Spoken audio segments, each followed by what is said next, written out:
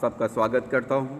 और आज की रविवारी आराधना में हम इस समय परमेश्वर के वचन को सीखेंगे और परमेश्वर के वचन हमारे जीवन का आधार है। परमेश्वर के वचन हमारे जीवन के लिए हमारी आत्मा का भोजन है और इसलिए परमेश्वर के वचन हमारे जीवन के लिए बहुत महत्वपूर्ण है। परमेश्वर अपने वचन को अपने नाम से भी अधिक महत्व देता है। प्रभु ने कहा, स्वर्ग पृथ्वी टल जाएंगे परंतु मेरा वचन कभी भी नहीं टलेगा। इसलिए परमेश्वर के वचन को बहुत ही प्रार्थनापूर्वक, बहुत ही ध्यानपूर्वक और नम्रतापूर्वक हम इस समय सुने, वचन पर विश्वास करें और वचन को ग्रहण करें, क्योंकि परमेश्वर अपने वचन को पूरा करने के लिए उत्सुक रहता है। हम इस समय निकालेंगे गलतियों की पत्री, उसका 3 अध्याय और उसका 13 और 14 पद। गलतियों की पत्री 3 अध्याय 13 और 14 पद। यहाँ इस प्रकार से लिखा है, मसीह ने जो हमारे लिए शापित बना, हमें मोल लेकर व्यवस्था के शाप से छुड़ाया, क्योंकि लिखा है, जो कोई काठ पर लटकाया जाता है वह श्रापित है। यह इसलिए हुआ कि अब्राहम की आशीष मसीह यीशु में अन्य जातियों तक पहुँचे और हम विश्वास के द्वारा उस आत्मा को प्राप्त करें जिसकी प्रतिज्ञा हुई है। आइए हम प्रार्थना करें। सर्वशक्तिमान पिता, आपके जीवित वचन के लिए धन्यवाद, सुंदर समय के लिए धन्यवाद, पवित्र आत्मा को उपस्थिति के लिए धन्यवाद। पिता, मैं अपने आप को तेरे हाथों में सौंपता हूँ। प्रभु, मेरे साथ होइए, अपने आत्मा का अभिषेक को रिलीज कीजिए। मेरे गले को, मेरे मुंह को परमेश्वर अभिषेक कीजिए। परमेश्वर, मेरी आवाज़ तेरी आवाज़ बनने पाए और जहाँ तक ऑनलाइन पिता परमेश्वर लोग सुन रहे हैं प्रभु, वहाँ तक ये आवाज़ पहुँचने पाए। वचन को सुनने और बोलने के लिए बाधा पहुँचाने वाली सारी अंधकार की शक्तियों को हम यीशु के नाम से बांध देते और आज्ञा देते कि हमारे जीवन से दूर किया जाए। पिता परमेश्वर, हमको नेट का कवरेज बराबर मिलने पाए। जो लोग अपने घरों में वचन को सुन रहे हैं, पवित्र आत्मा का अभिषेक रिलीज हो और उनके मनों में पिता परमेश्वर आपका वचन अधिकाई के साथ बसने पाए। पिता परमेश्वर, मैं अपने आप को और जितने भी लोग इस ऑनलाइन रविवारी आराधना में सहभागी हैं, उन प्रियों को आपके हाथों में सौंपता हूँ। पवित्र आत्मा, हमें इस प्रत्येक के साथ इस समय बातचीत कर। धन्यवाद प्रभु जी, प्रार्थना सुनने के लिए। विनती उद्धार करता प्रभु यीशु के नाम से मांगते हैं, आमीन। आज के संदेश का शीर्षक है biblical keys to financial prosperity. Biblical keys to financial prosperity, आर्थिक समृद्धि के लिए बाइबल की कुंजियाँ। इस संसार में हर इंसान की आवश्यकता पैसे से पूरा होता है। इस संसार में हर एक मनुष्य की आवश्यकता पैसे के द्वारा से पूरी की जाती है और इसलिए पैसा हमारे जीवन के लिए बहुत ही महत्वपूर्ण है। और इस धन के बारे में बाइबल क्या कहती है, धन के विषय में बाइबल हमको क्या सिखाती है, आज हम इस विषय पर शिक्षा प्राप्त करेंगे। भजन संहिता 35 अध्याय और उसके 27 पद में लिखा है, परमेश्वर का धन्यवाद हो जो अपने दासों के कुशलता से प्रसन्न होता है। एक बात हमको अपने जीवन के लिए जानना और समझना है, परमेश्वर मेरी संपन्नता से प्रसन्न होता है। परमेश्वर मेरी कुशलता से प्रसन्न होता है। परमेश्वर चाहता है कि मेरे पास बहुतायत की आशीष हो। प्रभु यीशु ने यूहन्ना 10:10 में कहा, मैं इसलिए आया हूँ कि और मुझे बहुतायत की आशीष चाहिए, आत्मा में, प्राण में और शरीर में। दाऊद भजन 23 में कहता है, मेरा कटोरा उमंड रहा है। हमारे जीवन में परमेश्वर की आशीष जब बहुतायत के साथ में रहेगा तो हमारे जीवन से वो छलकने लगेगा और हम परमेश्वर की महिमा तन मन धन से करने पाएंगे। आज आप जहाँ भी हैं, इस वचन को यदि आप समझ लेते हैं तो आपके जीवन में आपकी परिस्थितियां बदल जाएंगी। आपके जीवन में गरीबी और दरिद्रता के श्राप से आप मुक्त होकर संपन्नता और भरपूरी की आशीष को प्राप्त करेंगे। यदि आज आप इस संदेश को नम्रतापूर्वक विश्वास के साथ ग्रहण करते हैं, आपका जीवन बदलने वाली है। आपके जीवन में चमत्कार होने वाला है। आपके जीवन में परमेश्वर की भरपूरी को आप आज के बाद प्राप्त करने वाले हैं। और इसलिए आपसे निवेदन है कि आप इस संदेश को ध्यानपूर्वक सुनिए। गलतियों 3 अध्याय के 13 और 14 पद में हमने पढ़ा है 3 अध्याय में कि मसीह ने हमारे लिए श्रापित बना, प्रभु यीशु मसीह हमारे लिए श्रापित बना और हमको मोल लेकर व्यवस्था के श्राप से छुड़ाया। व्यवस्था के श्राप से प्रभु ने हमको छुड़ा लिया है, क्योंकि जो कोई क्रूस पर चढ़ाया जाता है वह श्रापित होता है। प्रभु यीशु मसीह मेरे लिए और आपके लिए क्रूस पर चढ़ाया गया। आपको क्रूस दिखाई दे रहा है पीछे, मेरे पीछे क्रूस दिखाई दे रहा है। उस क्रूस पर प्रभु यीशु मसीह मेरे लिए और आपके लिए चढ़ाया गया।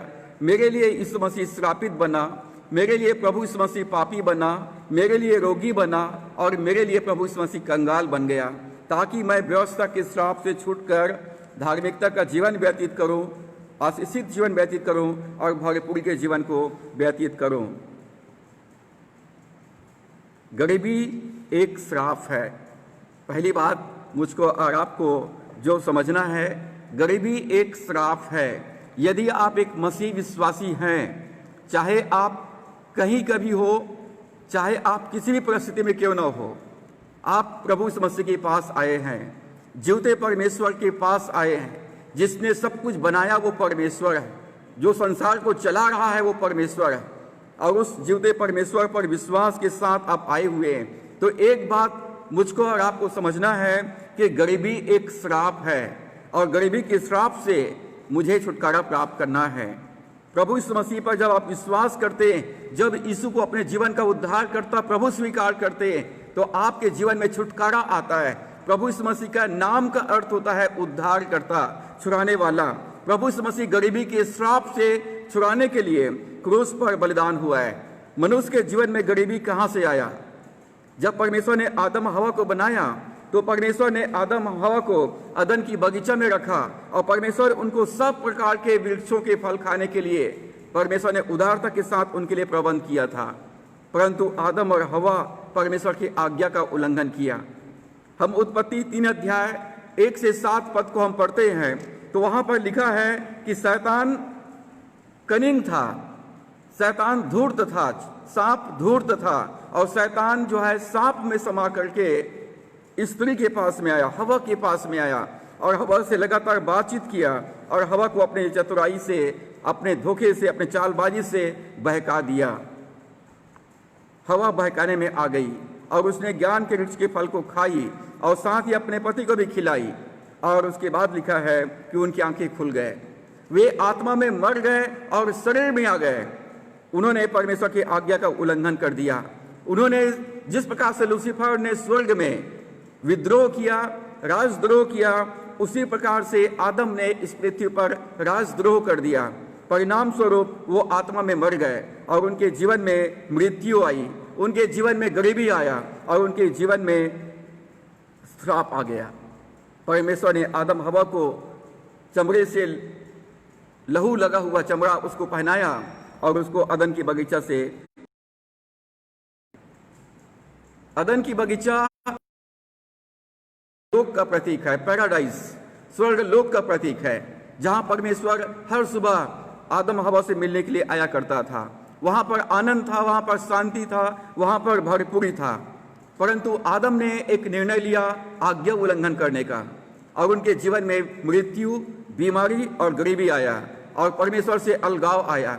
जब आदम हवा परमेश्वर से दूर हुआ, उनके दरिद्रता बना रहा, गरीबी बना रहा। चोर चोरी करने, घात करने और हत्या करने के लिए आता है। यूहन्ना 10:10 में प्रभु ने कहा, शैतान केवल चोरी करने के लिए आता है और हत्या करने के लिए आता है और नष्ट करने के लिए आता है, और प्रभु यीशु मसीह आता है जीवन देने के लिए। अब ये परमेश्वर ने मुझको और आपको स्वतंत्र इच्छा शक्ति दिया है। आप दोनों में से किसकी बात सुनेंगे? आप दोनों में से किसकी बात पर विश्वास करेंगे? आप दोनों में से किसके लिए अपना हृदय को खोलेंगे? यदि आप प्रभु के लिए अपना द्वार खोलते हैं, तो प्रभु कहता मैं जीवन देने के लिए आया हूं। यदि शैतान पर के लिए आप द्वार खोलते हैं, तो वो आपकी आशीष को चुराने के लिए और आपके जीवन को बर्बाद करने के लिए आता है। प्रभु कहता है मैं द्वार पर खड़ा हुआ खटखटाता हूं। यदि कोई मेरे शब्द को सुनकर, मेरी आवाज को सुनकर अपना हृदय मेरे लिए खोलेगा, तो मैं उनके भीतर प्रवेश करूंगा, उनके साथ भोजन करूंगा और उनके साथ संगति करूंगा। प्रिय विश्वासी भाई बहनों, यदि आज आप ये आवाज पहुंच रहा है, यदि इस आवाज को आप सुन रहे हैं, तो अपने हृदय का कठोर मत कीजिए, अपना हृदय प्रभु के लिए खोलिए और प्रभु से कहिए, प्रभु यीशु मेरे जीवन में आइए, मैं आपका स्वागत करता हूँ, मेरे जीवन का प्रभु, मेरे जीवन का स्वामी, मेरे जीवन का राजा और मेरे जीवन का चरवाहा बनिए। प्रभु मैं तुझ पर विश्वास करता हूँ कि तू मेरे लिए इस दुनिया में आया, मेरे लिए मारा गया, मेरे लिए गाड़ा गया और मेरे लिए मुर्दों में से जी उठाया। यदि आज अपने जीवन में आप यीशु मसीह का स्वागत करते हैं तो आप भरपूरी के जीवन को प्राप्त करेंगे। और यदि आप अभी तक अपने हृदय प्रभु के लिए नहीं खोला है, परमेश्वर के वचन के लिए नहीं खोला है, परमेश्वर के पीछे चलने के लिए अपने हृदय को नहीं खोला है, तो आज आपको मौका है, आप एक निर्णय लें प्रभु के पीछे चलने का। व्यवस्था विवरण 28 अध्याय में जब हम पूरे अध्याय को पढ़ते हैं तो वो आशीष और श्राप का अध्याय है। वहां पर लिखा, यदि तुम परमेश्वर की आज्ञाओं का पालन करोगे तो तुम्हारा जीवन आशीषित होगा, तुम घर में, ऑफिस में आशीषित रहोगे, तुम आते समय आशीषित रहोगे, जाते समय आशीषित रहोगे, तुम अपने व्यवसाय में आशीषित रहोगे, तुम्हारे घर के परिवार के सदस्य और तुम्हारे जानवर भी आशीषित होंगे। तुम्हारे शत्रु एक रास्ते से आएंगे, 7 मार्ग से भाग जाएंगे। तुम्हें किसी से उधार लेना नहीं पड़ेगा, परंतु तुम उधार देने वाले बनोगे। मैं तुमको पुंछ नहीं परंतु सिर बनाऊंगा। यदि आज आप यीशु को अपने जीवन में स्वागत करते, यदि आप यीशु को अपने जीवन का उद्धार करता प्रभु स्वीकार करते, आपके जीवन में भरपूरी आएगी। एक बार एक पादरी साहब जो है मीटिंग के बाद मुझसे बातचीत किए और उन्होंने कहा कि पादरी साहब, मैं आपके बारे में कुछ जानना चाहता हूं कि आप कैसे प्रभु में आए। और मैंने अपनी पूरी कहानी बताया और उसके बाद उसने पूछा, मुझे एक बात बताइए, आप यीशु मसीह के पास में आए हो तो आपको हुआ या नहीं हुआ है?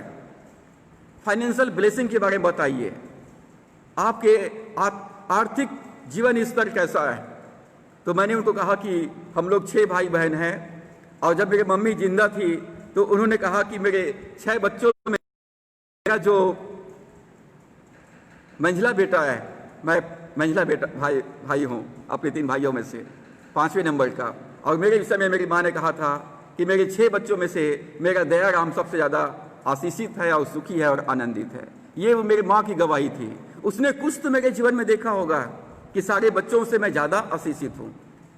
प्रिय मित्रों, आप चाहे नए विश्वासी हो या पुराने विश्वासी हो, यदि आप यीशु मसीह पर विश्वास करते हैं और यीशु मसीह को मानते हैं तो आपका आर्थिक भरपूरी होना चाहिए। आपके जीवन में आत्मिक आशीष के साथ साथ आर्थिक आशीष होना चाहिए। आपके पास किसी बात की घटी नहीं होना चाहिए। गरीबी एक श्राप है और जब आपने यीशु पर विश्वास किया है, यीशु को अपना जीवन का उद्धारकर्ता प्रभु स्वीकार किया है, तो गरीबी के श्राप से आप छूट गए हैं और आपके जीवन में भरपूरी की आत्मा रहेगी, आपके जीवन में भरपूरी उमड़ता रहेगा। व्यवस्था विवरण 28 अध्याय को पूरा आप पढ़िए। 1 से 14 पद में लिखा है आज्ञा पालन की आशीष और उसके बाद श्राप का वर्णन मिलता है और पूरे लंबे चौड़े लिस्ट मिलता है। यदि तुम मेरी बात को ना सुनो, मेरी बात को ना मानो, मेरी आज्ञा का उल्लंघन करो, बलवा करो, विद्रोह करो, तो वहां पर बीमारी के बारे में लिखा है। भांति भांति का बीमारी, ऐसे ऐसे बीमारी जिसको डॉक्टर ने अभी तक डायग्नोसिस नहीं कर पाए, ऐसे ऐसे बीमारी के द्वारा से परमेश्वर कहता है तुम्हें नाश करूंगा। और उसके बाद यदि तब लगातार तुम बलवा करो, विद्रोह करो, तो तुम्हारे जीवन में गरीबी आएगी, दरिद्रता आएगा, श्राप रहेगा। आज्ञा उल्लंघन के कारण से मनुष्य के जीवन में आत्मिक मृत्यु आया, आत्मिक मृत्यु के साथ साथ भौतिक मृत्यु आई और दूसरी मृत्यु जिसको हम अनंत काल की मृत्यु कह सकते हैं। उनके जीवन में बीमारी आया और गरीबी आया। पौलुस कहता है 2 कुरिन्थियों 8:9 में, तुम हमारे प्रभु यीशु मसीह का अनुग्रह जानते हो कि वो तुम्हारे लिए धनी होकर के भी कंगाल हो गया, कि उसके कंगाल हो जाने के द्वारा से तुम धनी किया जाओ। प्रभु यीशु मसीह मेरे लिए कंगाल बना, मेरे लिए गरीब बना, मेरे लिए प्रभु यीशु मसीह ने अपने आप को शून्य कर दिया ताकि मैं प्रभु यीशु मसीह में धनवान किया जाऊं। जब आप यीशु मसीह को अपने जीवन का उद्धार करता प्रभु स्वीकार करते, हमको विरासत में इब्राहिम की आशीष प्राप्त, तुम आशीष पाओगे और तुम्हारे द्वारा से सारे जाति के लोग आशीष पाएंगे। इब्राहिम हमारे आत्मिक पिता है और इब्राहिम के साथ परमेश्वर का वाचा बंधा हुआ है कि मैं तुझे आशीष दूंगा, तेरा नाम बड़ा करूंगा, पाएंगे तेरे वंश को आकाश के तारों के समान बढ़ा दूंगा। और जब हम यीशु मसीह को अपने जीवन का उद्धारकर्ता प्रभु स्वीकार करते, हम इब्राहिम के आत्मिक वारिस हैं। हम इब्राहिम के आत्मिक वारिस हैं, उसके आशीष के वारिस हैं, और अपने आशीष को विश्वास के साथ ले लीजिए। जो भी यीशु मसीह पर विश्वास करता है, मैं आज आप डिक्लेयर करता हूं, उनके जीवन में कंगालीपन कभी नहीं रहेगा। जो कोई यीशु को अपने जीवन का उद्धार करता प्रभु स्वीकार करता है, वो अपने जीवन में कभी भी बेरोजगार नहीं रहेगा। ईश्वर उनके लिए सुपर नेचुरल रीति से, अलौकिक रीति से उनके लिए अवसर अवेलेबल कराएगा। बंद दरवाजों को यीशु मसीह खोलेगा। लोग तंगी में, मुसीबत में रहेंगे, परंतु आपके जीवन में भरपूरी रहेगा, क्योंकि बाइबल कहती है, दाऊद कहता है कि वो मेरे सताने वालों के सामने मेरे लिए आशीष का मेज लगाता है। पहली बात, गरीबी एक श्राप है, और प्रभु यीशु मसीह मेरे लिए श्रापित बना ताकि मैं इस श्राप से छूटकर भरपूरी का जीवन प्राप्त करूं। दूसरी बात, आशीष पाने के लिए पात्रता, आशीष पाने के लिए योग्यता। इस संसार में जब नौकरी का वैकेंसी निकलता है तो हम देखते हैं कि उसके लिए पात्रता क्राइटेरिया क्या रखा गया है, उसके लिए क्या क्वालिफिकेशन मांगा गया है तो अप्लाई करते हैं। इसमें से जो योग्य पात्र है उनका चयन किया जाता है। आशीष पाने के पात्र गीत गाते हैं मसीह की संग्रह से 588 नंबर, तुझसे चाहते स्वर्गीय पिता हम। लेकिन आशीष पाने के लिए योग्यता क्या है? आशीष पाने की योग्यता है आज्ञाकारिता। यशायाह पहला अध्याय 19 और 20 पद में लिखा है, यदि तुम आज्ञाकारी होकर मेरी मानोगे तो इस देश में बसे रहोगे और को खाने पाओगे, और यदि तुम ना मानो और बलवा करो तो तलवार से मारे जाओगे। का यही वचन है। आशीष पाने के लिए एक ही क्वालिफिकेशन है, एक ही योग्यता है, और वो है आज्ञाकारिता। आदम और हवा ने अदन की बाग में आज्ञा उल्लंघन किया और आशीष की योग्यता को खो दिया। अपने जीवन में श्राप के लिए द्वार खोल दिया। आदम हवा के जीवन में शैतान का स्वभाव आ गया, उनके अंदर मृत्यु आ गई, उनके अंदर में बीमारी आ गया, उनके अंदर में गरीबी आ गया, और परमेश्वर से वो दूर चले गए। लेकिन जब हम आज्ञा पालन करते हैं तो हमारे जीवन में आशीष, खोया हुआ आशीष वापस हम प्राप्त करते हैं। परमेश्वर कहता है, आज्ञाकारी होकर मेरी मानो, विलिंग एंड ओबीडियंस। आज्ञाकारिता परमेश्वर हमारे जीवन से चाहता है, परंतु आज्ञाकारी होने के लिए परमेश्वर कोई दबाव नहीं डालता है। परमेश्वर आज्ञा का पालन करवाने के लिए हमसे कोई जबरदस्ती नहीं करना चाहता है। परमेश्वर आज्ञा पालन चाहता है, परंतु आज्ञाकारिता स्वतंत्र इच्छा से आता है। मुझे और आपको, जितनों ने यीशु मसीह पर विश्वास किया है, जिन्होंने यीशु को अपने जीवन का उद्धारकर्ता प्रभु स्वीकार किया है, आपको दूसरा निर्णय लेना है आज्ञा पालन करने का। प्रभु यीशु ने कहा, यदि कोई मेरे पीछे आना चाहे तो पहला अपने आप का इनकार करे, दूसरा प्रतिदिन अपना क्रूस उठाए, और तीसरा वो प्रभु कहता है मेरे पीछे हो ले। यदि आप आज्ञा पालन करेंगे तो ब्लेसिंग, आशीष, spiritual blessing, financial blessing, material blessings automatic आपके जीवन में आएगा। प्रार्थना करने की जरूरत नहीं है इसके लिए। आशीष पाने के लिए प्रार्थना करने की जरूरत नहीं है। आशीष पाने के लिए आज्ञा पालन करने की जरूरत है। जब आज्ञा पालन करेंगे तो साथ में प्रतिज्ञा उसमें जुड़ा हुआ है कि तुम इस देश में बसे रहोगे, मतलब तुम जीवित रहोगे, तंदुरुस्त रहोगे और भरपूर रहोगे। तुम इस संसार के अच्छी अच्छी चीजों को खाने पाओगे। आज्ञा पालन कीजिए और आशीष को प्राप्त कीजिए। तीसरा यूहन्ना के 2 पद में लिखा हुआ है, हे प्रिय, मेरी यह प्रार्थना है कि जैसे तू आत्मिक उन्नति कर रहा है वैसे तू सब बातों में उन्नति कर और भला चंगा रहा।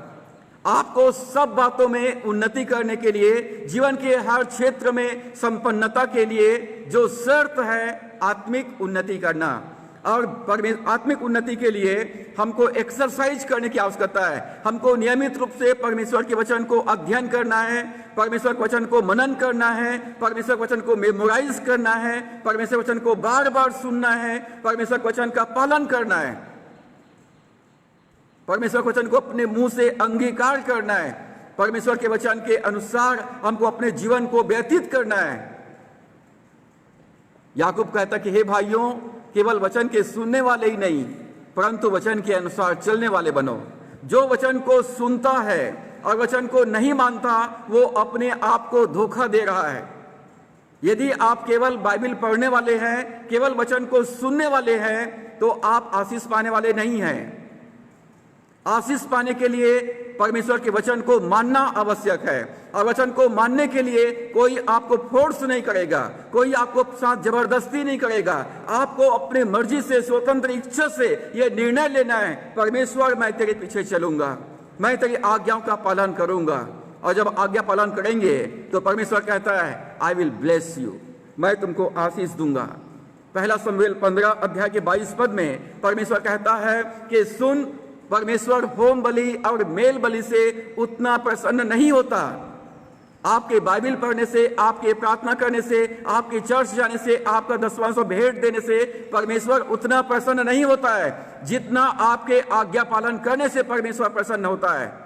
लोग सोचते हैं कि बाइबल पढ़ने से और गीतों को गाने से, प्रार्थना करने से, स्तुति आराधना करने से और दसवां भेंट देने से मैं बहुत अच्छा धर्मी हूं, परमेश्वर मेरे से बहुत प्रसन्न है। लेकिन परमेश्वर कहता है पहला शमूएल 15 के 22 में, सुन, होम बलि और मेल बलि से परमेश्वर प्रसन्न नहीं होता। परमेश्वर प्रसन्न होता है आज्ञाकारिता से। परमेश्वर प्रसन्न होता है अपनी बात के सुने जाने से और अपनी बात के माने जाने से।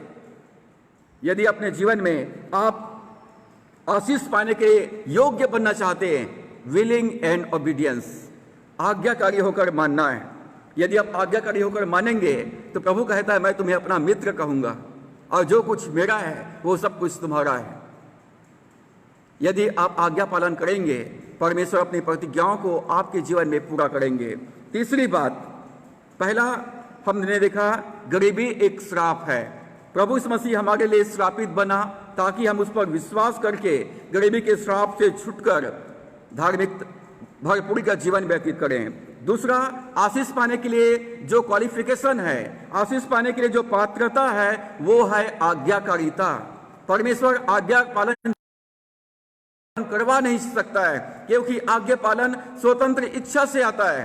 परमेश्वर चाहता है कि हम उसका पूरा पूरा आज्ञाओं का पालन करें। देर से आज्ञा पालन आज्ञा उल्लंघन माना जाता है, अधूरा आज्ञा पालन आज्ञा उल्लंघन माना जाता है, और बिना आज्ञा पालन किए हम आशीषित नहीं हो सकते, भरपूरी के जीवन को प्राप्त नहीं कर सकते। तीसरी बात, आर्थिक क्षेत्र में हमारा अधिकार। आर्थिक क्षेत्र में हमारा अधिकार। जब हम उत्पत्ति के पुस्तक में जाते हैं, पहला पद को पढ़ते तो लिखा है परमेश्वर ने आदि में आकाश और पृथ्वी को बनाया। परमेश्वर ने 5 दिनों में सारी सृष्टि की रचना किया और परमेश्वर ने 6वें दिन में मनुष्य को बनाया, अपने स्वरूप और समानता में बनाया और उसको इस पृथ्वी का अधिकारी बनाया। पहला अध्याय के 26 पद और 28 पद में लिखा है परमेश्वर ने नर और नारी करके बनाया और उनको आशीष दिया और कहा कि फूलो फलो और इस पृथ्वी को अपने वंश से भर दो और इस संसार के सारे जीव जंतुओं के ऊपर और पूरे पृथ्वी के ऊपर अधिकार रखो। परमेश्वर ने आदम को इस पृथ्वी का गवर्नर बनाया था। परमेश्वर ने आदम को इस पृथ्वी का अधिकारी बनाया था। इस पृथ्वी का परमेश्वर ने अपना शासक बनाया था। आदम इस संसार में परमेश्वर का पुत्र था। आदम इस संसार में परमेश्वर का प्रतिनिधि था। आदम परमेश्वर की ओर से इस पृथ्वी पर शासक था। इस संसार का ईश्वर आदम था, सब कुछ उसके नियंत्रण में था। परंतु उत्पत्ति 3 अध्याय में हम पाते हैं कि आदम और हवा ने परमेश्वर के आज्ञा का उल्लंघन किया और वो सारा अधिकार, वो सारी आशीष, वो भरपूरी को आदम ने खो दिया।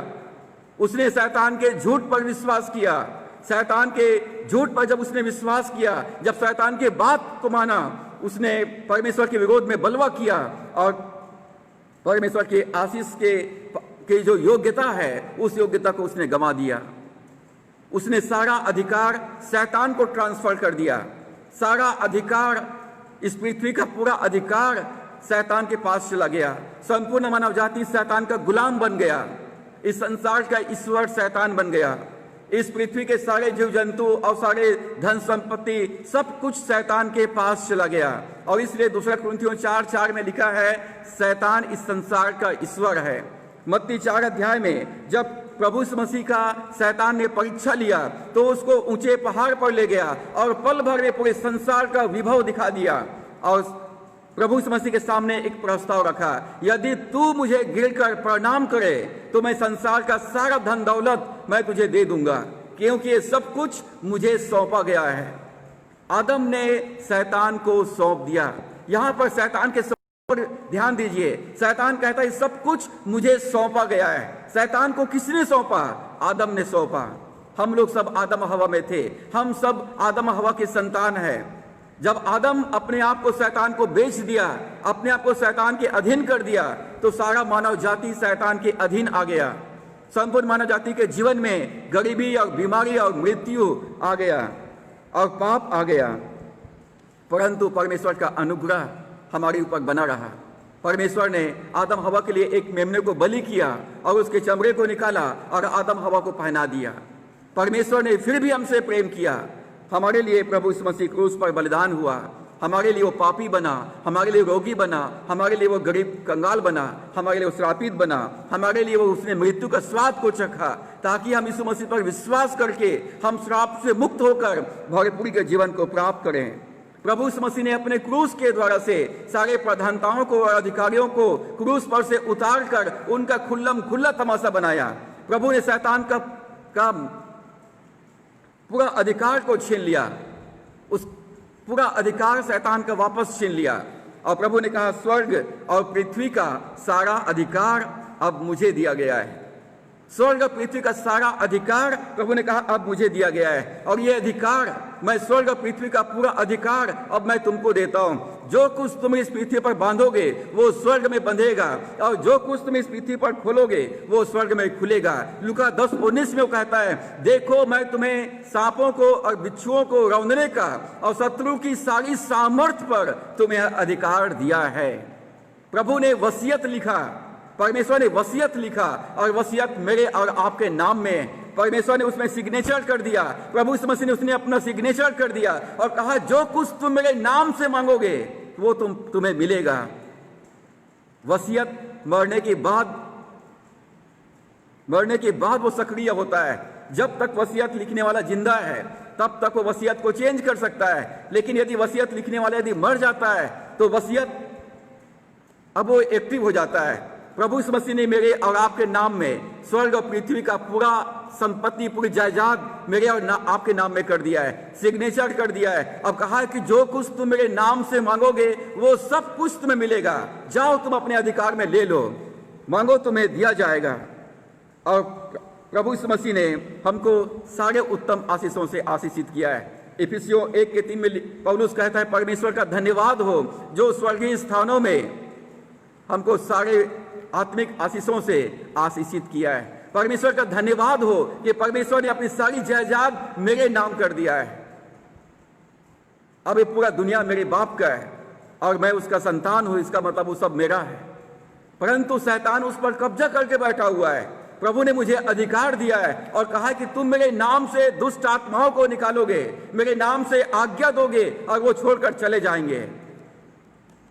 प्रभु यीशु मसीह ने मुझको और आपको शैतान के सारी सामर्थ्य पर अधिकार दिया है।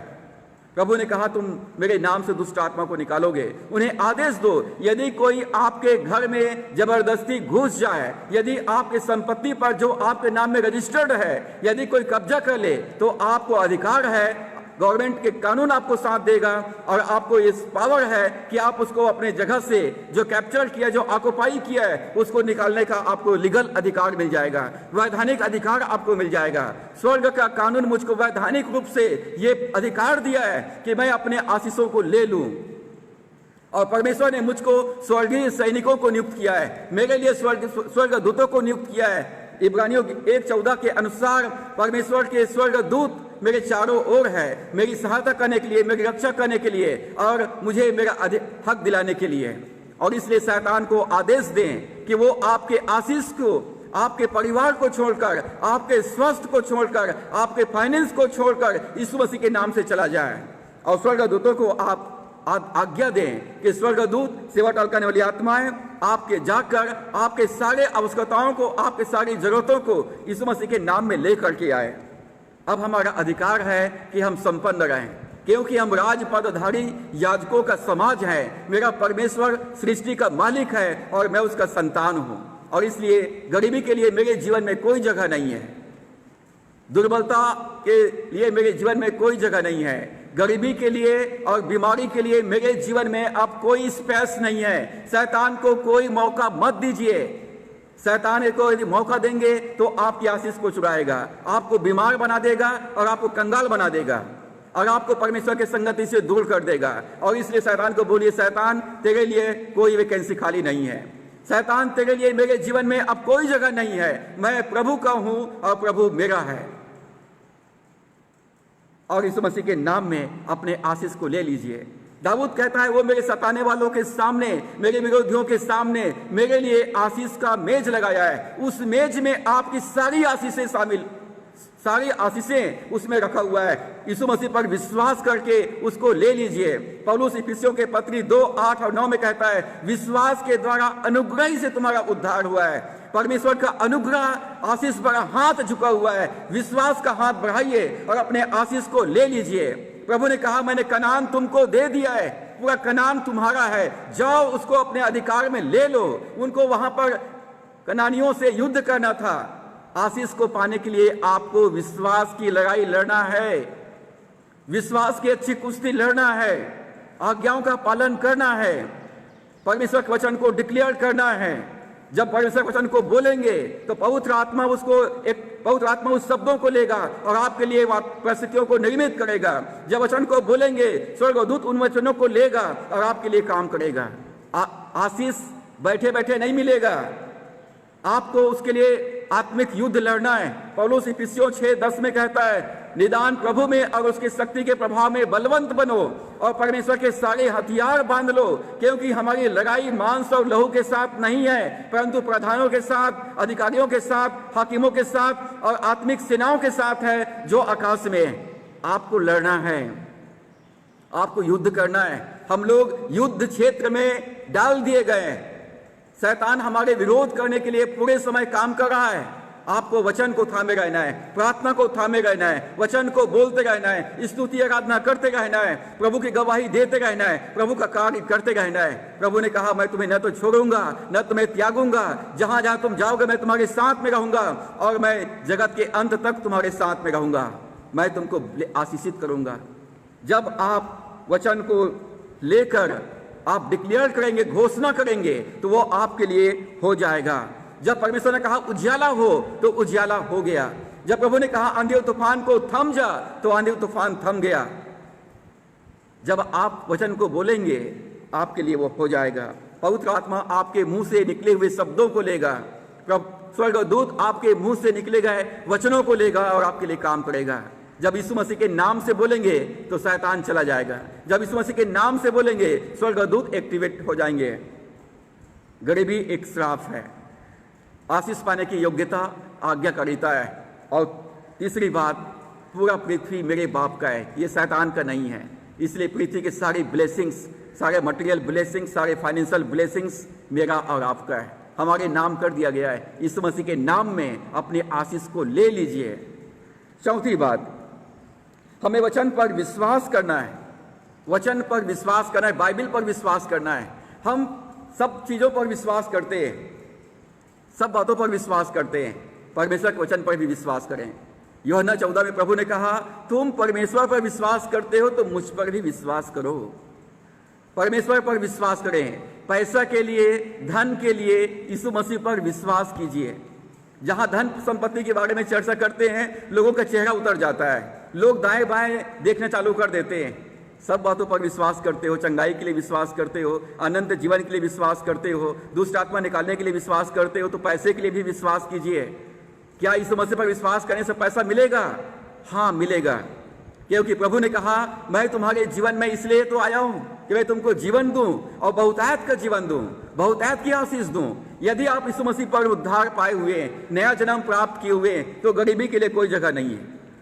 गरीबी के लिए आपके जीवन में कोई जगह नहीं है। परमेश्वर पूरे सृष्टि का मालिक है और वो पूरे शक्ति, पूरे सामर्थ, पूरे स्रोत के साथ मुझ में और आपके साथ वास करता है, मेरे और आपके साथ में रहता है। और इसलिए परमेश्वर के वचन पर विश्वास करें, आपके जीवन में संपन्नता आएगी। नीति वचन 18 के 21 पद में लिखा है, मुंह के वश में जीवन और मृत्यु का सामर्थ्य है।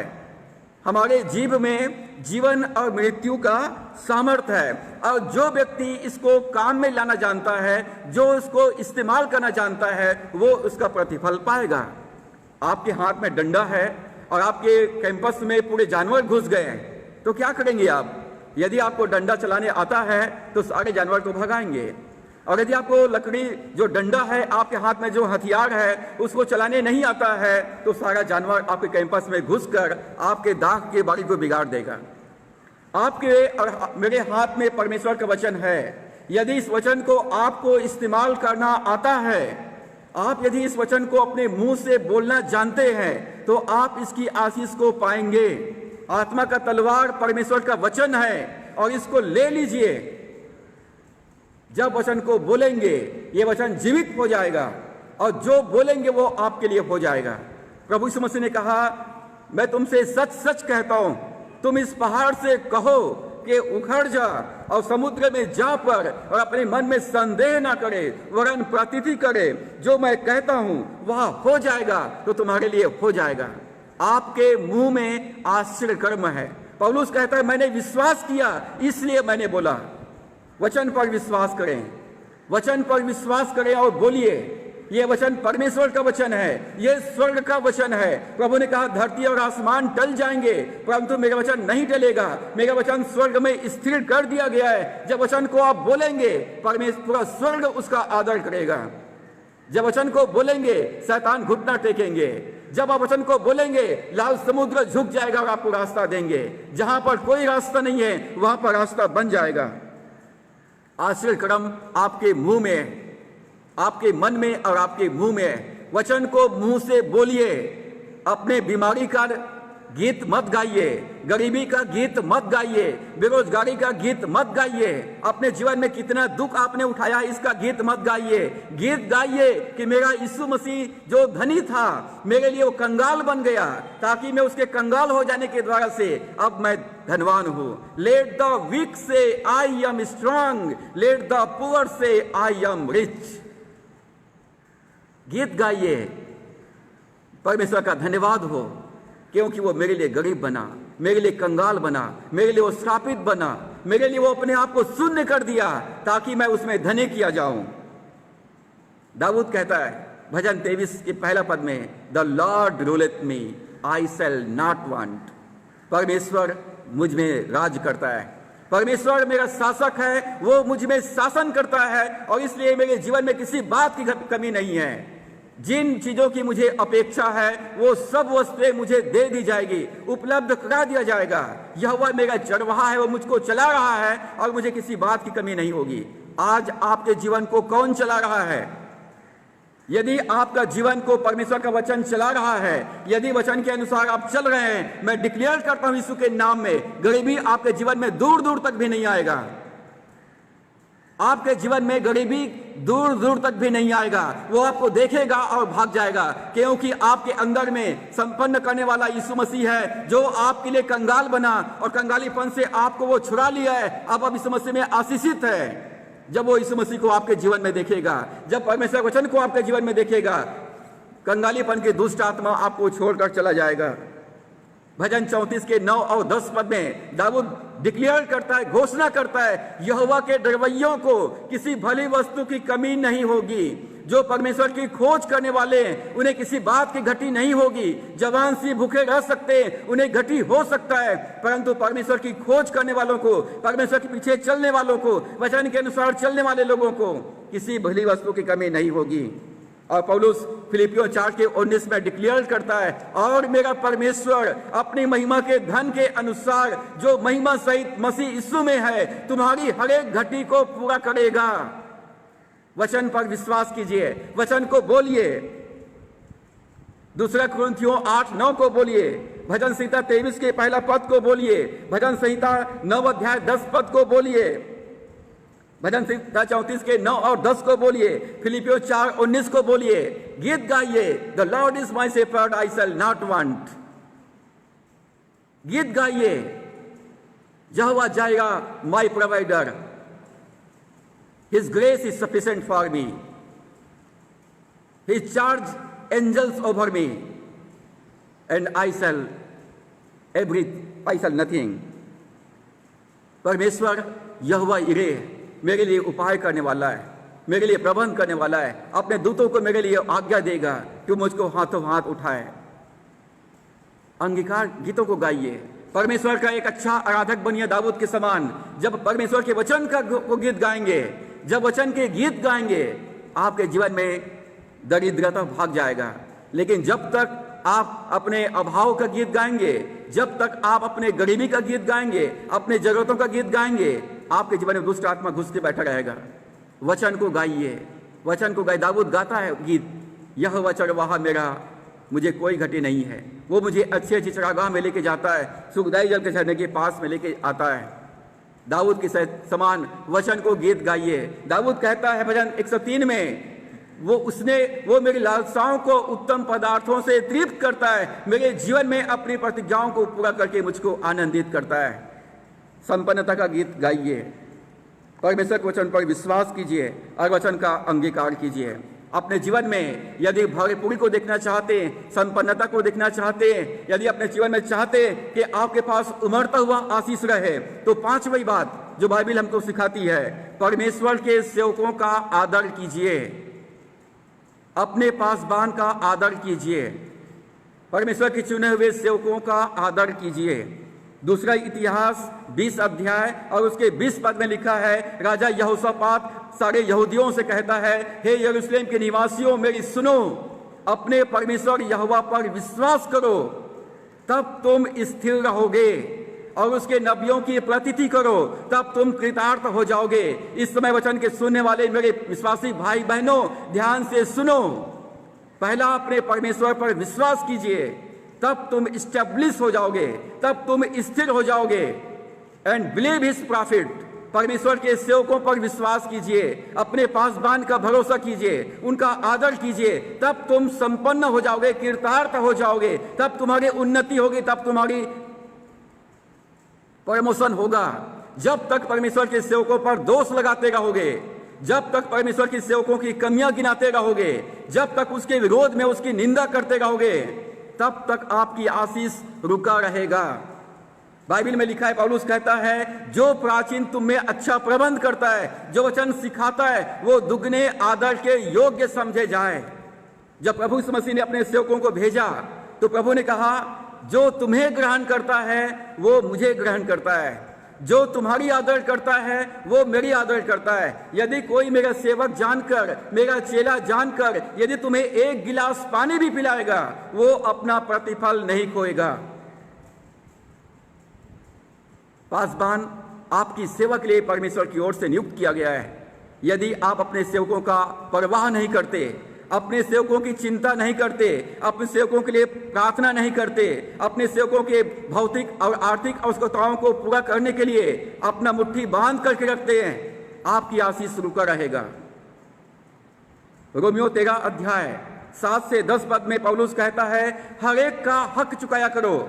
जब आप डॉक्टर के पास जाते हैं, डॉक्टर को अपना फीस देते हैं, वकील के पास जाते हैं, वकील को अपना फीस देते हैं, स्कूल जाते हैं, स्कूल में फीस अदा करते हैं, मोबाइल का रिचार्ज कराते हैं, मोबाइल को आप पैसा देते हैं।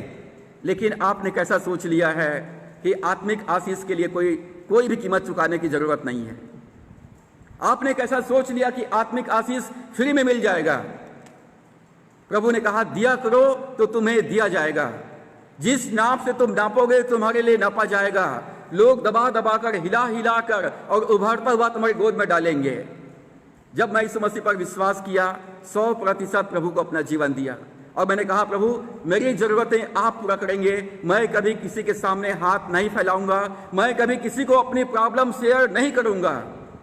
और आज तक मैंने अपनी प्रॉब्लम कभी किसी व्यक्ति को या किसी पास्टर को, अपने चर्च के मेंबर्स को शेयर नहीं किया, परंतु हर बात मैंने यीशु मसीह को बताया।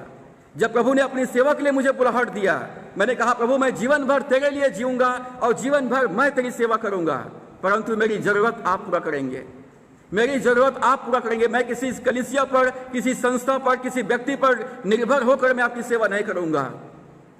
मेरे जीवन का स्रोत आप बने रहेंगे और मेरे जीवन के आत्मिक, भौतिक, आर्थिक आवश्यकताओं को आप पूरा करेंगे। और परमेश्वर अपनी प्रतिज्ञा के अनुसार मुझको आशीषित किया है। मेरे परिवार को आशीषित किया है, मेरे बच्चों को आशीषित किया है और मुझे किसी बात की घटी नहीं है। मेरे पास सब कुछ वरन बहुतायत के साथ में है। प्रभु के अनुग्रह से मेरा परिवार आशीषित है, संपन्न है, भरपूरी के साथ में। मैं जो चाहूं, जब चाहूं, जहां चाहूं, मैं उसको खरीद सकता हूं। परमेश्वर ने मुझे इस अवस्था में रखा है। परंतु इसका मतलब ये नहीं है कि आप अपने कर्तव्य को पूरा ना करें। इसका मतलब ये नहीं है कि आप अपने पासबान को अपने आशीष में सहभागी ना करें। मैं तो आशीषित हूं क्योंकि मेरा परमेश्वर के साथ एग्रीमेंट है, परमेश्वर के साथ मेरा वाचा बंधा हुआ है। परंतु आप यदि मेरी कलीसिया में हैं, मेरे चरागाह में हैं, तो आपको अपने पासबान का आदर करना है, अपने पासबान को अपने आशीषों में सहभागी करना है अपने फायदा के लिए। क्योंकि जो आप दूसरों के साथ करते हैं वो आप अपने साथ करते हैं। लोग सोचते हैं कि हमारी पास्टर तो बहुत धनी है, हमारे पास्टर के मिसिस तो जॉब में है, हमारे पास्टर को किसी बात की कमी नहीं है, और इसलिए अपने पास्टर को कभी सुध ही नहीं लेते, अपने पास्टर को कभी धन्यवाद की भेंट नहीं देते। अपने पासबान को, चाहे वो बर्थडे हो, चाहे शादी का सालगिरह हो, चाहे वो पास्टर संडे हो, चाहे वो क्रिसमस में हो, कभी भी उनको भेंट दे करके आशीषित करने के बारे में नहीं सोचते हैं। प्रभु यीशु मसीह ने कहा, यदि कोई मेरा धर्मी जानकर, मेरा चेला जानकर, मेरा सेवक जानकर एक कटोरा पानी भी पिलाए तो वो अपना प्रतिफल नहीं खोएगा। चाहे आपका पासबान अरबपति क्यों ना हो, आप उनको दीजिए, अपना 10वां अंश भेंट उनको दीजिए। उनके हाथ में जब हाथ मिलाते हैं, आप खाली हाथ मत मिलाइए, उनको भेंट अर्पित कीजिए। वो परमेश्वर का प्रतिनिधि है। मेल्कीसेदेक जो शालोम का राजा था और परमेश्वर का याजक था, जब इब्राहिम को आशीर्वाद दिया तो इब्राहिम ने सारे लूट का 10वां अंश दिया। जब आपका पासबान आपको हाथ मिलाता है और कहता है गॉड ब्लेस यू, तो उनके हाथ में बीज रखिए, उनके हाथ में खाली मत मिलाइए, उनको हाथ बीज रखिए और आपका पास्टर आपको ब्लेस करेगा, आशीषित करेगा। पहला शमूएल 2 अध्याय के 30 पद में परमेश्वर कहता है, जो मेरा आदर करता है मैं उनका आदर करूंगा। मैं तुमको भेज रहा हूं इस संसार में, जो तुम्हें ग्रहण करता है वो मुझे ग्रहण करता है, जो तुम्हें तुच्छ जानता है वो मुझे तुच्छ जानता है। आपका पासबान चाहे कितना भी अमीर हो, आपका पासबान कितना भी करोड़पति अरबपति हो, जब भी अपने पासबान से हाथ मिलाएं, जब वो आपसे विदा ले, उनके हाथ में आत्मिक बीज को रखिए।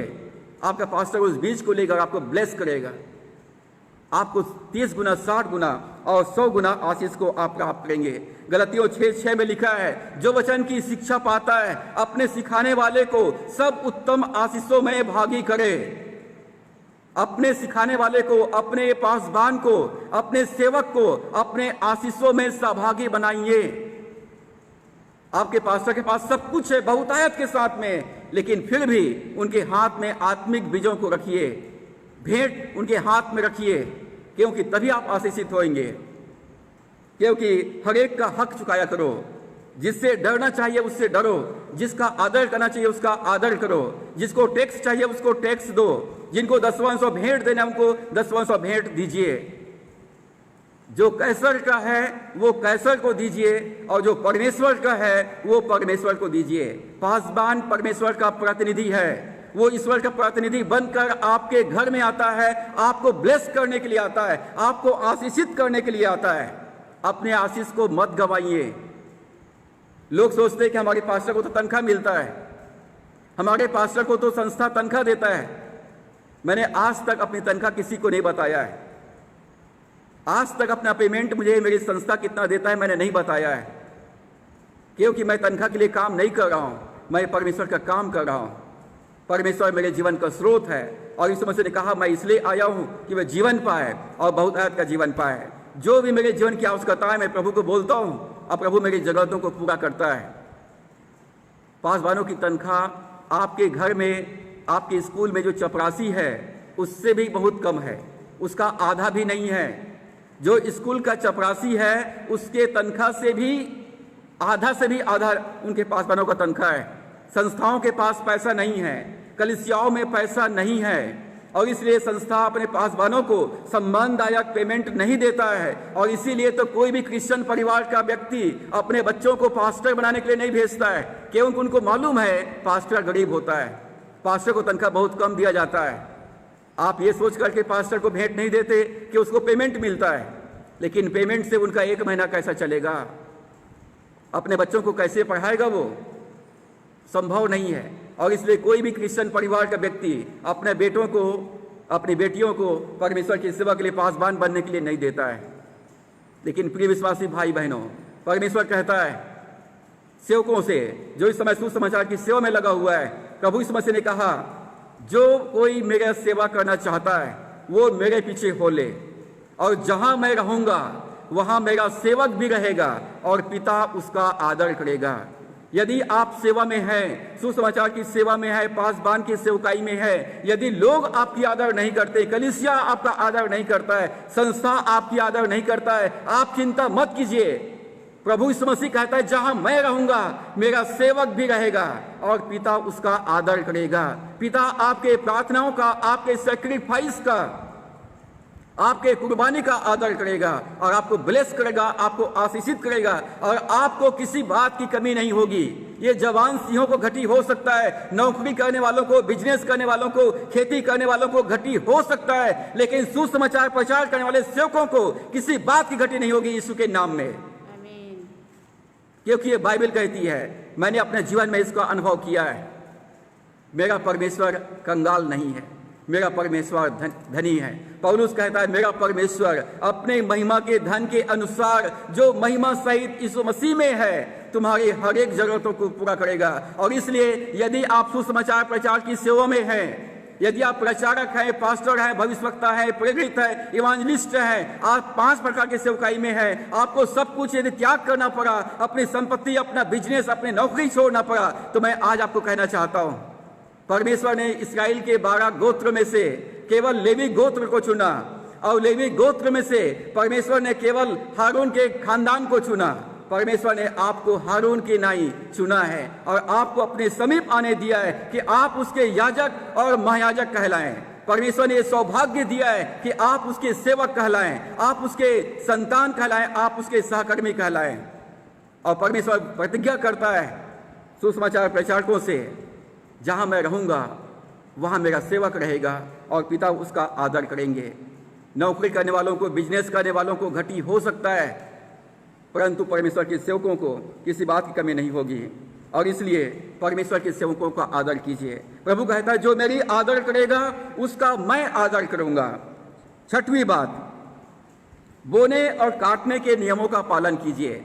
परमेश्वर ने अदन के बाग में सब कुछ उदारता के साथ सेत में दिया था। वो एक स्वर्ग लोक था, पैराडाइज था, सारे वृक्षों के फल को वो खा सकता था, परंतु आदम हवा ने बलवा किया और परमेश्वर ने आदम हवा को अदन की बाग से निकाल दिया। और हम वहां पर पाते हैं उत्पत्ति 6 अध्याय में 6 से 8 पद में पाते हैं, जल प्रलय का वर्णन पाते हैं। परमेश्वर ने जल प्रलय के द्वारा से सारे मानव जाति को नाश कर दिया, केवल नूह और उसका परिवार बचाया गया। जब नूह ने जहाज से बाहर आने के बाद जब परमेश्वर को बलिदान चढ़ाया तो परमेश्वर प्रसन्न हुआ और परमेश्वर ने कहा अब मैं जल प्रलय के द्वारा से फिर पृथ्वी को नाश नहीं करूंगा। और परमेश्वर ने वादा किया जब तक ये पृथ्वी बने रहेगी तब तक दिन और रात, धूप और छांव, ठंड और तपन, बोना और काटना बना रहेगा। अब परमेश्वर ने कहा अब तुमको आशीष पाने के लिए बीज बोना पड़ेगा। जब तुम बीज बोओगे तब काटोगे। जब तक ये पृथ्वी बनी रहेगी बोने और काटने का नियम बना रहेगा। प्रभु यीशु मसीह ने लूका 6:38 में कहा दिया करो तो तुम्हें भी दिया जाएगा, जिस नाप से तुम नापोगे तुम्हारे लिए नापा जाएगा। लोग दबा दबा कर, हिला हिला कर और उभरता हुआ तुम्हारी गोद में डालेंगे। हमारे सिक्के का 2 पहलू होता है। पहला पहलू है मांगो तुम्हें दिया जाएगा और दूसरा पहलू है दिया करो तो तुम्हें दिया जाएगा। केवल प्रार्थना करने से आप संपन्न नहीं होंगे, केवल प्रार्थना करने से आपको फाइनेंशियल ब्लेसिंग्स नहीं मिलेगा, केवल प्रार्थना करने से आर्थिक आशीष आपको नहीं मिलेगी, केवल प्रार्थना करने से नौकरी नहीं मिलने वाला है। हमारे यहाँ मैडम MA BEd था, लेकिन कोई जवाब नहीं था, बेरोजगार थी। हम दोनों परमेश्वर के सामने रिटर्न में, लिखित में एग्रीमेंट साइन किए, परमेश्वर हमको जॉब चाहिए, हम तेरी सेवा करेंगे तन से, मन से और धन से। ये नौकरी आपके महिमा के लिए हम करेंगे और आपकी सेवा करेंगे। अपना जीवन प्रभु को समर्पित किए।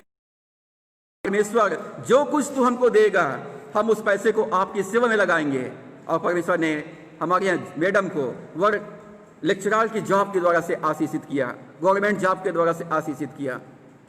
उसके पहले हम संघर्ष कर रहे थे, अपने जीवन में संघर्ष कर रहे थे। यदि आज आप बेरोजगार हैं, आप पढ़े लिखे हैं, आपके पास नौकरी नहीं है, आप एक लिखित में एग्रीमेंट कीजिए और परमेश्वर कहिए, परमेश्वर मुझे जॉब चाहिए तेरी सेवा के लिए, मैं तेरी सेवा करूंगा, तन से, मन से और धन से मैं तेरी सेवा करूंगा। आप अपना जीवन प्रभु को दीजिए और कहिए, परमेश्वर मैं केवल दसवांश ही नहीं परंतु दसवांश से बढ़कर मैं तेरी सेवा के लिए मैं इन्वेस्ट करूंगा। मुझे नौकरी दे प्रभु, मुझे जॉब दे, मुझे व्यवसाय को आशीष दे, मेरी खेती को आशीष दे। परमेश्वर आपको आशीषित करेंगे। प्रभु ने कहा, दिया करो तो तुम्हें दिया जाएगा। गलतियों 6 अध्याय के 6 और 7 पद में लिखा हुआ है, धोखा ना खाओ, परमेश्वर ठट्ठों में नहीं उड़ाया जाता। केवल बाइबिल पढ़ने से, प्रार्थना करने से कुछ होने वाला नहीं है। जब तक आप वचन के अनुसार बीज को नहीं बोएंगे, चमत्कार नहीं होगा, आश्रय क्रम नहीं होगा। शैतान धोखे में रखा हुआ है। प्रार्थना करवाने से आशीष नहीं मिलने वाला है जब तक कि आप बीज को नहीं बोएंगे। पौलुस कहता है, धोखा न खाओ, परमेश्वर ठट्ठों में नहीं उड़ाया जाता, क्योंकि मनुष्य जो बोता है वही काटेगा। जो शरीर के लिए बोता है वो विनाश की कटनी काटेगा, और जो आत्मा के लिए बोता है वो जीवन की कटनी काटेगा। आपको अपने लिए धर्म का बीज बोना है। होशे नबी के पुस्तक में लिखा है, अपने मन की पड़ती भूमि को जोतो, अपने लिए धार्मिकता का बीज बो। अभी यहोवा के पीछे हो लेने का समय है कि वो तुम्हारे ऊपर अपरंपार आशीष की वर्षा करे। होशे नबी की पुस्तक में लिखा है, जो कुछ भी नहीं बोता है, जो वायु बोता है, वो बवंडर काटेगा। यदि आप बीज नहीं बोते तो अपने जीवन में केवल आर्थिक संकट को काटेंगे, केवल कर्ज, केवल उधारी को काटेंगे, केवल समस्याओं को काटेंगे आप, क्योंकि आपने वायु बोया है, तूफान काटेंगे। लेकिन यदि आप अच्छे बीजों को अच्छी भूमि पर बोएंगे तो वो 30 गुना, 60 गुना और 100 गुना तक फल लाएंगे। बहुत सारे मसीही विश्वासी और बहुत सारे पास्टर, प्रचारक ऐसा विश्वास करते और ऐसा सिखाते और ऐसा मानते हैं कि 10वां अंश तो पुराने नियम की बात है। 10वां अंश तो पुराने नियम में परमेश्वर ने आज्ञा दिया था, नया नियम में ऐसा कहीं पर भी नहीं लिखा है। नया नियम में ऐसा कोई आज्ञा नहीं है। प्रभु ने कहा, जा तेरे विश्वास के अनुसार तेरे लिए हो, जैसा आप विश्वास करते हैं वैसा आपके लिए होगा। मैं विश्वास करता हूं नया नियम का फाउंडेशन पुराना नियम है। मैं विश्वास करता हूं कि नया नियम का परमेश्वर पुराने नियम का परमेश्वर है, और पुराने नियम में जितना भी प्रतिज्ञाएं है वो मेरे लिए है। पुराने नियम में 10वां अंश और भेंट याजक और महायाजक लोग लेते थे मिलाप वाले तंबू की सेवा करने के लिए। जो याजक लोगों, लेवी गोत्र को कोई संपत्ति नहीं दिया गया था, वो कोई नौकरी चाकरी, खेती किसानी, बिजनेस नहीं करते थे। बाकी 11 गोत्र के लोग 10वां अंश और भेंट लेवी गोत्र को दिया करते थे ताकि वो परमेश्वर का सेवा करे। याजक लोगों का भरण पोषण 10वां अंश और भेंट से हुआ करता था। मलाकी की पुस्तक जो पुराने नियम का अंतिम पुस्तक है, यदि 10वां अंश इंपॉर्टेंट नहीं होता तो परमेश्वर पुराने नियम के अंतिम अध्याय में ये बात को नहीं कहता। वो कहता कि सारा 10वां अंश को मेरे भंडार में ले आओ और ऐसा करके मुझे परखो कि मैं तुम्हारे ऊपर अपरंपार आशीष की वर्षा करता हूं या नहीं। परमेश्वर कहता कि मैं यहोवा बदलता नहीं। तुम मुझको धोखा देते हो, तुम मुझको लूटते हो इस 10वां अंश और भेंट के मामले में, इस कारण तुम पर भारी श्राप पड़ा हुआ है। सोचिए आज आपका जीवन में क्या आप भरपूरी को महसूस कर रहे हैं? क्या आपके जीवन में संपन्नता है? क्या आपके जीवन में तंदुरुस्ती है? क्या आपका कटोरा उमंड रहा है? क्या आप कर्ज मुक्त हैं?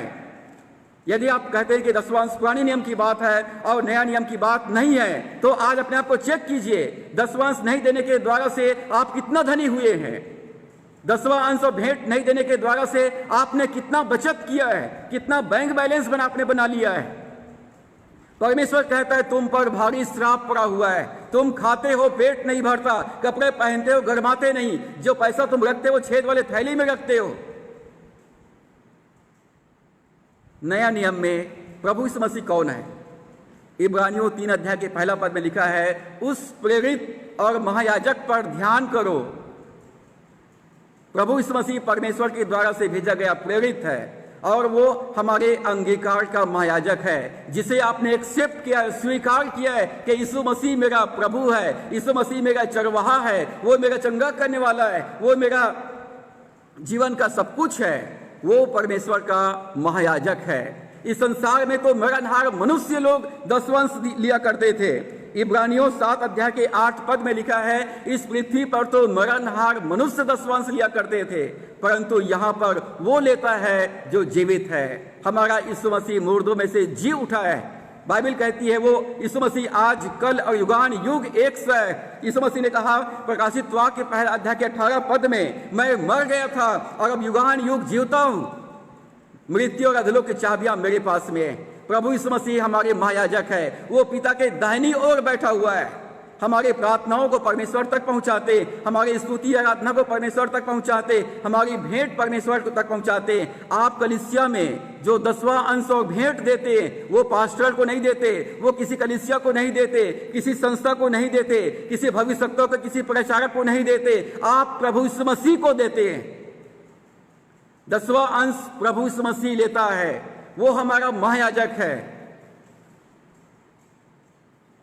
और प्रभु कहता कि सारा 10वां अंश मेरे भंडार में लेकर के आओ और ऐसा करके मुझे परखो कि मैं तुम्हारे ऊपर अपरंपार आशीष की वर्षा करता हूं या नहीं। पुराने नियम में जल प्रलय में विनाश की वर्षा को हम देखते हैं, यहाँ पर आशीष की वर्षा है। प्रिय विश्वासी भाई बहनों, यदि आप आज्ञाकारी होकर मानेंगे तो इस देश में जीवित रहेंगे और चिकने चिकने पदार्थों को खाने पाएंगे। और यदि आप ना माने और बलवा करें, विद्रोह करें, तो वचन कहता है तुम तलवार से मारे जाओगे। सेनाओं के यहोवा का यही वचन है। 10वां अंश प्रभु यीशु मसीह लेता है। एक व्यक्ति के पास कुछ भी नहीं था, उसने परमेश्वर ने उसको 10 केले दिए। परमेश्वर ने उसको 10 केले दिए। 3 केला उसके भोजन के लिए, 3 केला उसके वस्त्र के लिए और 3 केला उसके मकान के लिए, रोटी, कपड़ा और मकान। और एक जो केला था वो परमेश्वर को धन्यवाद देने के लिए था। 3 केला भोजन के लिए, 3 केला वस्त्र के लिए और 3 केला उसके मकान के लिए, और एक जो केला था वो धन्यवाद देने के लिए था। परंतु उस व्यक्ति ने 3 केलों को द्वारा से भोजन का, 3 केले से वस्त्र का और 3 केले से मकान का प्रबंध किया। और जब 10वां केला को देखा कि वो साइज में थोड़ा बड़ा है, अच्छा पका हुआ है, खाने में स्वादिष्ट है, उसने उसको भी खा लिया और परमेश्वर को दिया केले का छिलका। क्या सोचते हैं, परमेश्वर नियमित रूप से उसको अब उनके लिए प्रबंध करेगा? क्योंकि उसने बीज नहीं बोया, बीज को खा गया है और इसलिए कोई फसल उसके जीवन में नहीं आएगा। उसने अपने जीवन में वायु बोया है, इसलिए बवंडर काटेगा। प्रिय मित्रों, जब हम 10वां अंश भेंट देते हैं, परमेश्वर हमारे लिए स्वर्ग के दरवाजे खिड़कियों को खोल देता है, हमारे लिए बंद दरवाजे खुल जाता है। शैतान का श्राप शैतान के द्वारा से, संसार के द्वारा से, हमारे पूर्वजों के द्वारा से जो श्राप चला आ रहा है, वो श्राप टूट जाता है और हमारे जीवन में भरपूरी का आशीष आ जाता है। और अंतिम बात, 7वीं बात, अपने जीवन में भरपूरी को देखने के लिए भक्ति सब बातों के लिए लाभदायक है। भक्ति सब बातों के लिए लाभदायक है। Godliness is profitable in all things. आज हम किसकी भक्ति करते हैं? मोबाइल का। 24 घंटा में से कम 15 घंटा मोबाइल को हम अपने हाथ में पकड़े रहते हैं। पूरे समय मोबाइल, कंप्यूटर और टीवी में घुसे रहते हैं। लेकिन हमको प्रभु यीशु मसीह की भक्ति करेंगे तो हमारे जीवन में फायदा होगा। भक्ति सब बातों के लिए लाभदायक है। 1 तीमुथियुस 4 अध्याय 7 पद में पौलुस कहता है तीमुथियुस को, भक्ति के लिए साधना कर, क्योंकि शरीर के भक्ति से कोई फायदा नहीं है। आप शरीर के लिए भक्ति करते हैं, शरीर के लिए 10 घंटा 12 घंटा काम करते हैं, आप शरीर को तीनों टाइम खाना खिलाते, नहलाते धुलाते, अच्छे कपड़े पहनाते, अच्छा भोजन कराते, अच्छे मकान बनाते हैं, कोई फायदा नहीं है। इस दुनिया को छोड़ के जाएंगे तो कुछ भी लेके नहीं जाएंगे। पौलुस कहता भक्ति के लिए साधना कर, क्योंकि शरीर के साधना से कुछ लाभ नहीं। परंतु भक्ति सब बातों में लाभदायक है। यदि आप बाइबल पढ़ते हैं, प्रार्थना करते हैं, स्तुति आराधना करते हैं, चर्च जाते हैं, सेवा करते हैं, परमेश्वर के लिए आप जीते हैं, तो प्रभु कहता है जहां मैं रहूंगा वहां तुम भी रहोगे। तुम्हारे जीवन में मैं नाश करने वालों को ऐसा घुड़कूंगा, ऐसा डांटूंगा कि वो तुम्हारे आसपास नहीं आएंगे। तेरे निकट 1000 और तेरी दाहिनी ओर 10,000 गिरेंगे, परंतु वो तेरे निवास स्थान के पास में नहीं आएगा। कोई भी रोगाणु और कोई भी बीमारी और कोई भी गरीबी तेरे निवास स्थान के पास में नहीं आएगा, क्योंकि मैं नाश करने वालों को डांटूंगा। जब हम 10वां भेंट प्रभु को देंगे, अपना जीवन प्रभु को अर्पित करेंगे, परमेश्वर कहता मैं शैतान को डांटूंगा, मैं शैतान को डांटूंगा कि वो तेरे पास नहीं आएंगे, मैं शैतान को डांटूंगा कि वो तेरे अंदर, तेरे बाउंड्री वाल में नहीं घुसेंगे। मैं तेरे चारों तरफ अग्नि के समान शार्पना बनकर सुरक्षा प्रदान करूंगा। भक्ति के लिए साधना करना। भक्ति क्या चीज है? What is godliness? भक्ति का मतलब होता है परमेश्वर के लिए जीना, परमेश्वर के साथ चलना। भक्ति का मतलब होता है परमेश्वर की सेवा करना, अपने तन से, अपने मन से और अपने धन से, अपने टैलेंट से। Give your time, give your tithe, give your talent, give your treasure. 40। यदि आप अपना जीवन, अपना 10वां भेंट, अपना समय, अपनी खजाना, अपनी संसाधन प्रभु को देते हैं, तो प्रभु यीशु मसीह ने कहा मत्ती 6:33 में, पहले तुम परमेश्वर के राज्य और धार्मिकता की खोज करो तो सब वस्तुएं तुम्हें दे दी जाएंगी। सब वस्तुएं तुम्हारे जीवन में जोड़ दिया जाएगा, सब वस्तुएं तुम्हारे लिए उपलब्ध करा दिया जाएगा। यदि आप भक्तिमय जीवन व्यतीत करते हैं तो आपका आत्मिक उन्नति होगा, और आपका आत्मिक उन्नति होगा तो आप अपने जीवन के सब क्षेत्रों में उन्नति करेंगे और आप तंदुरुस्त भी रहेंगे। आज बहुत सारे लोग न सिर्फ कंगालीपन में हैं, परंतु बहुत सारे लोग दुनिया भर की बीमारी से भी ग्रसित हैं। वो डॉक्टर के पास जाकर हजारों रुपया खर्च करते हैं, लाखों रुपया खर्च करते हैं, लेकिन प्रभु को देने के लिए बाइबल पर विश्वास नहीं करते हैं, वचन पर विश्वास नहीं करते हैं, परमेश्वर के जन पर विश्वास नहीं करते। डॉक्टर पर विश्वास है, संसार के लोगों पर विश्वास है, परंतु वचन पर विश्वास नहीं है। पौलुस कहता है भक्ति के लिए साधना कर, क्योंकि भक्ति सब बातों के लिए लाभदायक है। प्रभु में तुम्हारा परिश्रम कभी भी बेकार नहीं जाएगा। यदि आप बाइबल को पढ़ते हैं, प्रार्थना करते हैं, चर्च जाते हैं, परमेश्वर की स्तुति गान करते हैं, गवाही देते हैं, सुसमाचार प्रचार करते हैं, अपना 10वां भेंट ऑफर करते हैं, परमेश्वर कहता है तुम्हारा परिश्रम कभी बेकार नहीं जाएगा। धर्मी जन की प्रार्थना कभी बेकार नहीं जाएगी। परमेश्वर की आंखें धर्मियों पर लगी रहती है और उनके कान उनके दोहाई की तरफ लगा रहता है। भजन 34:19 में दाऊद कहता है धर्मी पर बहुत सारे विपत्तियां पड़ती तो है। यदि आप प्रभु के सेवा में हैं, आपके जीवन में समस्या है, चाहे वो गरीबी हो, चाहे वो बीमारी हो, चाहे वो क्लेश और उपद्रव हो, क्योंकि जितने भी लोग धार्मिकता के साथ जीवन व्यतीत करना चाहते हैं वे सब लोग सताए जाएंगे। यदि आप अपने जीवन में तंगी और मुसीबत का, रोग और बीमारी का और इस संसार में क्लेश और उपद्रव का सामना कर रहे हैं तो आप चिंता मत कीजिए, क्योंकि वचन कहता है भजन 34:19 में धर्मी पर बहुत सारी विपत्तियां पड़ती तो है, परंतु परमेश्वर उनको सारी विपत्तियों से छुड़ाता है। परमेश्वर ने शैतान को अनुमति दिया है कि वो आपकी परीक्षा करे, परंतु परमेश्वर परीक्षा से निकास करेगा। पौलुस कहता है तुम किसी ऐसी परीक्षा में नहीं पड़े जो तुम्हारे सहने से बाहर हो। यदि परमेश्वर ने परीक्षा में आपको जाने दिया है तो परीक्षा से निकास करेगा, परीक्षा से निकलने में सहायता करेगा। आज हमने बाइबल के आर्थिक समृद्धि के लिए बाइबल की 7 कुंजियों को देखा है। पहला कुंजी है, पहला बात है गरीबी एक श्राप है। प्रभु यीशु मसीह मेरे लिए, आपके लिए श्रापित बना, हमारे लिए वो कंगाल बना, ताकि हम यीशु मसीह पर विश्वास करके गरीबी के श्राप से छुटकारा प्राप्त करके इब्राहिम के आशीष का वारिस बन जाएं। दूसरी बात आशीष पाने की पात्रता है। आशीष पाने का जो क्वालिफिकेशन है वो है आज्ञाकारिता, आज्ञाकारी होकर मानना, विलिंग एंड ओबीडियंस। वचन के सुनने वाले ही नहीं परंतु वचन के अनुसार चलने वाले बने। तीसरी बात है धन के क्षेत्र में हमारा अधिकार। इस संसार का ईश्वर अब शैतान नहीं है।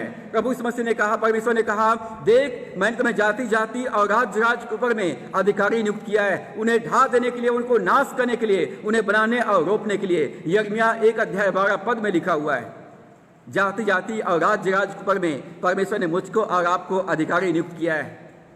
हम परमेश्वर के राजदूत हैं, परमेश्वर के प्रतिनिधि हैं। अपना अधिकार को ले लीजिए, विश्वास की लड़ाई लड़िए, विश्वास की आत्मिक लड़ाइयों को लड़िए। शैतान को आज्ञा दीजिए कि आपके आशीष को छोड़कर चला जाए, आपके जीवन से चला जाए, परिवार से चला जाए, आपके बच्चों को छोड़कर चला जाए, आपके मिनिस्ट्री को छोड़कर चला जाए। और स्वर्गदूतों को आज्ञा दीजिए कि वो आपके आशीषों को, आपके संसाधनों को लेकर के आए।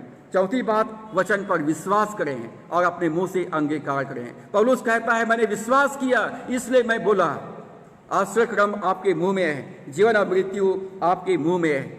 पांचवी बात, परमेश्वर के सेवकों का आदर कीजिए, चाहे वो सेवक, चाहे वो कोई भी क्यों ना हो। परमेश्वर के सेवकों का विश्वास कीजिए, तभी आप संपन्न होंगे। परमेश्वर पर विश्वास करें तब आप स्टेब्लिश होंगे, स्थिर होंगे। परमेश्वर के सेवकों पर विश्वास कीजिए, उनका आदर कीजिए। जब उनसे आप हाथ मिलाते हैं, जब वो आपको ब्लेस करते हैं, तो आप उनके हाथ में बीज को रखिए। वो आपके हाथ को लेंगे, आपके बीजों को लेंगे और आपको ब्लेस करेंगे। कोई भी प्रभु का दास आपके घर से खाली जाने ना पाए। कोई भी प्रभु का दास आपके घर से उदास होकर के जाने ना पाए, दुखी होकर के जाने ना पाए, वो आशीषित होकर के जाने पाए। आप उनको आशीषित करेंगे, परमेश्वर आपको आशीषित करेंगे। प्रभु कहता है, जो मेरी आदर करता है, जो मेरे सेवकों का आदर करता है, उनका आदर मैं करूंगा। जो वचन की शिक्षा पाता है, अपने सिखाने वालों को सब अच्छी वस्तुओं में भागी करे। और छठवीं बात है, बोने और काटने के नियमों का पालन करें। धोखा ना खाओ, परमेश्वर ठट्ठों में नहीं उड़ाया जाता। आप किसी की प्रार्थना से संपन्न होने वाले नहीं हैं। केवल बाइबल पढ़ने से, केवल प्रार्थना करने से, केवल चर्च जाने से आप संपन्न होने वाले नहीं हैं। यदि आप फाइनेंशियल ब्लेसिंग चाहते हैं, यदि आप आर्थिक आशीष चाहते हैं, तो अपना 10वां अंश भेंट प्रभु यीशु मसीह को अर्पित कीजिए। वो हमारे अंगीकार का महायाजक है जो परमेश्वर को चढ़ाते हैं। और प्रभु यीशु मसीह कहते हैं कि मैं अपना भंडार खोलकर तुम्हारे लिए अपरंपार की आशीष की वर्षा करता रहूंगा। और सातवीं और अंतिम बात, भक्ति के लिए साधना कीजिए।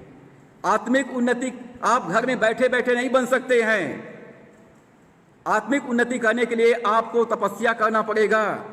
आत्मिक उन्नति करने के लिए आपको कुर्बानी देना पड़ेगा, आपको त्याग करना पड़ेगा, संसारिकता को छोड़ना पड़ेगा, अपने संसार की माया मोह को छोड़ना पड़ेगा, अपना मन प्रभु में लगाना पड़ेगा।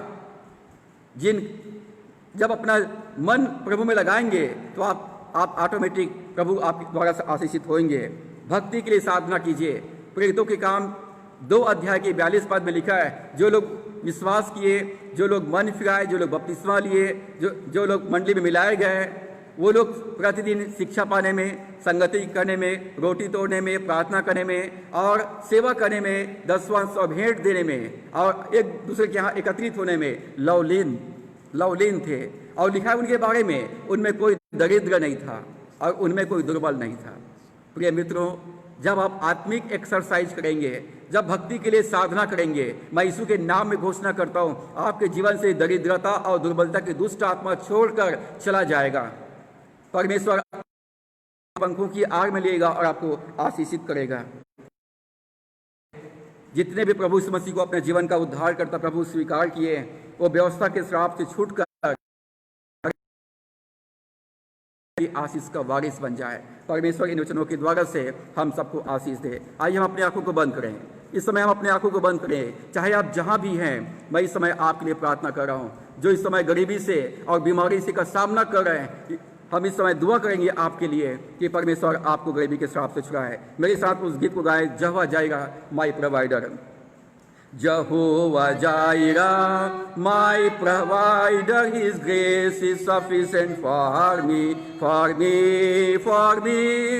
Jehovah Jireh, my provider, His grace is sufficient for me. My God self-sufficient for me. My God shall supply all my needs according to His riches and glory. He give His angel charge over me. Jehovah Jireh cares for me. Jehovah Jireh cares for me. Jehovah Jireh सृजनहारे, उसकी करुणा अपार यहोवा ईरे सृजनहारे, उसकी करुणा अपार अपार अपार, पूरी करेगा हर एक बात अपने ही महिमा से, वो ही देगा दूतों को तेरे साथ। यहोवा ईरे सृजनहार मेरा मेरा, यहोवा ईरे सृजनहार। जब पौलुस की शरीर पर एक कांटा चुभा दिया गया था, एक शैतान का दूत उसके पीछे लगा दिया गया था जो उसको घूसा मारे, और पौलुस ने परमेश्वर से प्रार्थना किया, प्रभु से प्रार्थना किया, 3 बार प्रार्थना किया, तो प्रभु ने कहा पौलुस मेरा अनुग्रह तेरे लिए काफी है, माई grace is sufficient for you. प्रिय मित्रों, यदि इस समय आप यदि गरीबी का सामना कर रहे हैं, कर्ज का सामना कर रहे हैं, उधारी का सामना कर रहे हैं, तंगी और मुसीबत का सामना कर रहे हैं, यदि आप इस समय रोग और बीमारी का सामना कर रहे हैं, क्लेश और उपद्रव का सामना कर रहे हैं, परमेश्वर आपसे कहता है मेरा अनुग्रह तेरे लिए काफी है, माई grace is sufficient for you. इस समय परमेश्वर को अपना जीवन अर्पित कर दीजिए। प्रभु इस मसीह आपको बुला रहा है, वो कहता कि हे सब थके और बोझ से दबे हुए लोगों मेरे पास आओ, मैं तुम्हें विश्राम दूंगा। I will give you rest. मैं तुम्हें श्राप से मुक्त करके मैं तुमको आत्मिक, भौतिक और आर्थिक आशीषों से मैं तुमको आशीषित करूंगा। मैं तुम्हारे जीवन में तुम्हारे श्राप को हटाऊंगा, मैं शैतान को भुड़कूंगा, मैं शैतान को डांटूंगा, और वो तुम्हें छोड़कर, तुम्हारी आशीष को छोड़कर, तुम्हारे स्वास्थ्य को छोड़कर, तुम्हारे परिवार को छोड़कर, तुम्हारी संपत्ति को छोड़कर वो चला जाएगा।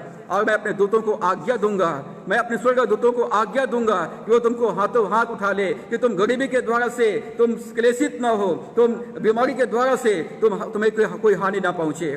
परमेश्वर पिता, हम धन्यवाद करते हैं, आप हमारा शरण स्थान और गढ़ है, आप हमारा चंगा करने वाला परमेश्वर है। मैं दुआ करता हूँ पिता, इस समय जो वचन को सुनने वाले विश्वासी भाई बहने प्रभु, जो इस संसार में कई प्रकार के क्लेशों का सामना कर रहे हैं, प्रभु जी आपने कहा संसार में तुम्हें क्लेश होता है, परंतु ढाढ़स बांधो, मैंने संसार को जीत लिया है। मेरे प्रभु धन्यवाद करता हूँ कि तू हमारे लिए इस संसार में क्रूस पर चढ़ाया गया, हमारे लिए तू श्रापित बना, हमारे लिए तो रोगी बना, हमारे लिए तो कंगाल बना, हमारे लिए तो पापी बना, हमारे लिए तूने मृत्यु को गले से लगाया। प्रभु धन्यवाद यीशु मसीह, तू पाप और मृत्यु को सामर्थ्य को तोड़कर मुर्दों में से तो जी उठा है, तू परमेश्वर से भेजा गया प्रेरित और महायाजक है। प्रभु हम अपना जीवन तुझे अर्पण करते हैं, हम तुझे अपना जीवन का उद्धार करता और अपना प्रभु स्वीकार करते। यीशु हमारे जीवन में आ, यीशु मेरे जीवन में आ, मेरे पारिवारिक जीवन में आ, मेरे बच्चों के जीवन में आ, कलीसिया के एक मेंबर्स के जीवन में आ, वचन को सुनने वाले एक विश्वासी भाई बहनों के जीवन में तू आ, हर एक के पापों को क्षमा कर दे, हर एक के पापों को क्षमा कर दे। बलवापन और ढिठाई के दुष्ट आत्मा यीशु मसीह के नाम से हमें से प्रत्येक के जीवन से दूर चला जाए। हमारे आत्मिक जीवन में आगे बढ़ने के लिए जो रुकावट और बाधाएं हैं, वो रुकावट और बाधा डालने वाली दुष्ट आत्माओं को मैं आज्ञा देता हूं कि यीशु मसीह के नाम से हमारे जीवन से दूर चला जाए। जो लेजीनेस की जो स्पिरिट है, जो आलसीपन की जो दुष्ट आत्मा है, वो यीशु के नाम से हर एक विश्वासियों के जीवन से दूर कर दिया जाए। प्रभु हर एक को अपने जीवन प्रदान कर, हर एक को अपना जीवन प्रदान कर, हर एक को अपनी धार्मिकता प्रदान कर, हर एक को अपना प्रेम, अपनी आनंद, अपनी शांति प्रदान कर, हर एक को अपनी क्षमता और अपनी योग्यता दे परमेश्वर। हर एक को पिता परमेश्वर नया मन और नया हृदय प्रदान कर। मैं दुआ करता हूँ पिता परमेश्वर, इस वक्त जो कोरोना वायरस से ग्रसित लोग हैं, यीशु मसीह के नाम में पिता मैं प्रार्थना करता हूँ, वो यीशु के नाम में चंगे हो जाए, यीशु मसीह के नाम में रिकवर हो जाए। भाई अतुल सिंह के लिए मैं प्रार्थना करता हूँ, भाई सौरभ देवांगन के लिए दुआ करता हूं कि यीशु के नाम में पिता परमेश्वर मैं उनके कोरोना वायरस के कीटाणु को मैं यीशु के नाम में श्रापित करता हूं। कोरोना वायरस के कीटाणु यीशु के नाम से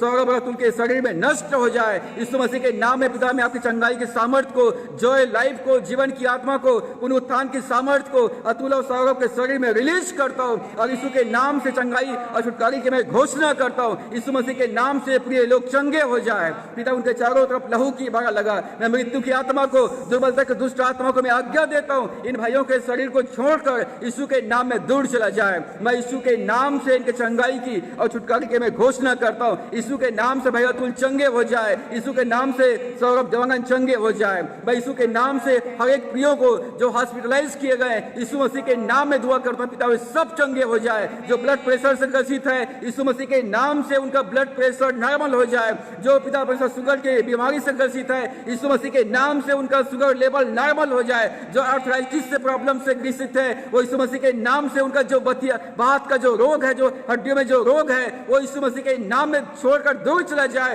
यीशु मसीह के नाम से उनका ज्वाइंट नॉर्मल हो जाए। यीशु मसीह के नाम से जो सर्दी खांसी और बुखार से ग्रसित लोग हैं, इस सर्दी खांसी बुखार के कीटाणुओं को मैं यीशु के नाम में श्रापित करता हूँ। यीशु मसीह के नाम से सर्दी खांसी और बुखार के कीटाणु नष्ट हो जाए। मैं यीशु के नाम से चंगाई की सामर्थ्य को उनके शरीरों में रिलीज करता हूँ और यीशु मसीह के नाम से मैं चंगाई की मैं घोषणा करता हूँ। जो आपके सुसमाचार प्रचार की सेवा में लगे हुए हैं, पिता परमेश्वर भाई जेकब पटेल के लिए प्रार्थना करता हूँ। हर एक प्रभु के दासों के लिए मैं प्रार्थना करता हूँ जो सुसमाचार प्रचार की सेवा में लगा हुआ है। परमेश्वर उन सेवकों को मैं यीशु के नाम में अभिषेक को रिलीज करता हूँ। यीशु मसीह के नाम में संपन्नता को रिलीज करता हूँ। गरीबी के श्राप को मैं यीशु के नाम में तोड़ता हूँ। पिता जो तेरी सेवा करेंगे, पिता परमेश्वर जो तेरी सेवक लोग हैं, उनके जीवन पिता परमेश्वर अपने आश्रय कर्मों को प्रकट कर। पिता परमेश्वर अपनी संपन्नता को प्रकट कर ताकि तेरे सेवकाई बड़े आनंद और उत्साह के साथ में करने पाए। पिता परमेश्वर चाहे वो किसी भी कलीसिया में जुड़े हुए विश्वासी भाई बहने जो पिता परमेश्वर जो वचन को सुन रहे हैं, मैं दुआ करता हूँ हर एक विश्वासी भाई बहने अपने जो पिता परमेश्वर जो तेरे ये अपने जीवन का उद्धार करता प्रभु स्वीकार किए, जिन्होंने अपने मुंह से अंगीकार किया कि यीशु मसीह प्रभु है। पिता हर एक मसीह विश्वासी के जीवन से बलवापन और विद्रोह की दुष्ट आत्मा यीशु मसीह के नाम से उनके जीवनों से दूर किया जाए। तमाम दरिद्रता और दुर्बलता की दुष्ट आत्मा यीशु मसीह के नाम से उनको जीवन से दूर किया जाए। पिता वो भक्ति के लिए साधना करने पाए, उनका आत्मिक उन्नति होने पाए, उनका जीवन स्तर ऊंचा उठने पाए यीशु के नाम से। जो लोग कर्ज में हैं वो कर्ज यीशु मसीह के नाम में पिता परमेश्वर कर्ज के दुष्ट आत्माओं को मैं आज्ञा देता हूं कि यीशु मसीह के नाम से इन मसीह विश्वासियों के जीवन को छोड़कर दूर चला जाए। जो आज तक बीज नहीं बोते पिता परमेश्वर वो अभी इस वक्त विश्वास के साथ वो बीज बोने वाले बन जाए प्रभु जी, ताकि वो फसल काटने वाले बन जाए।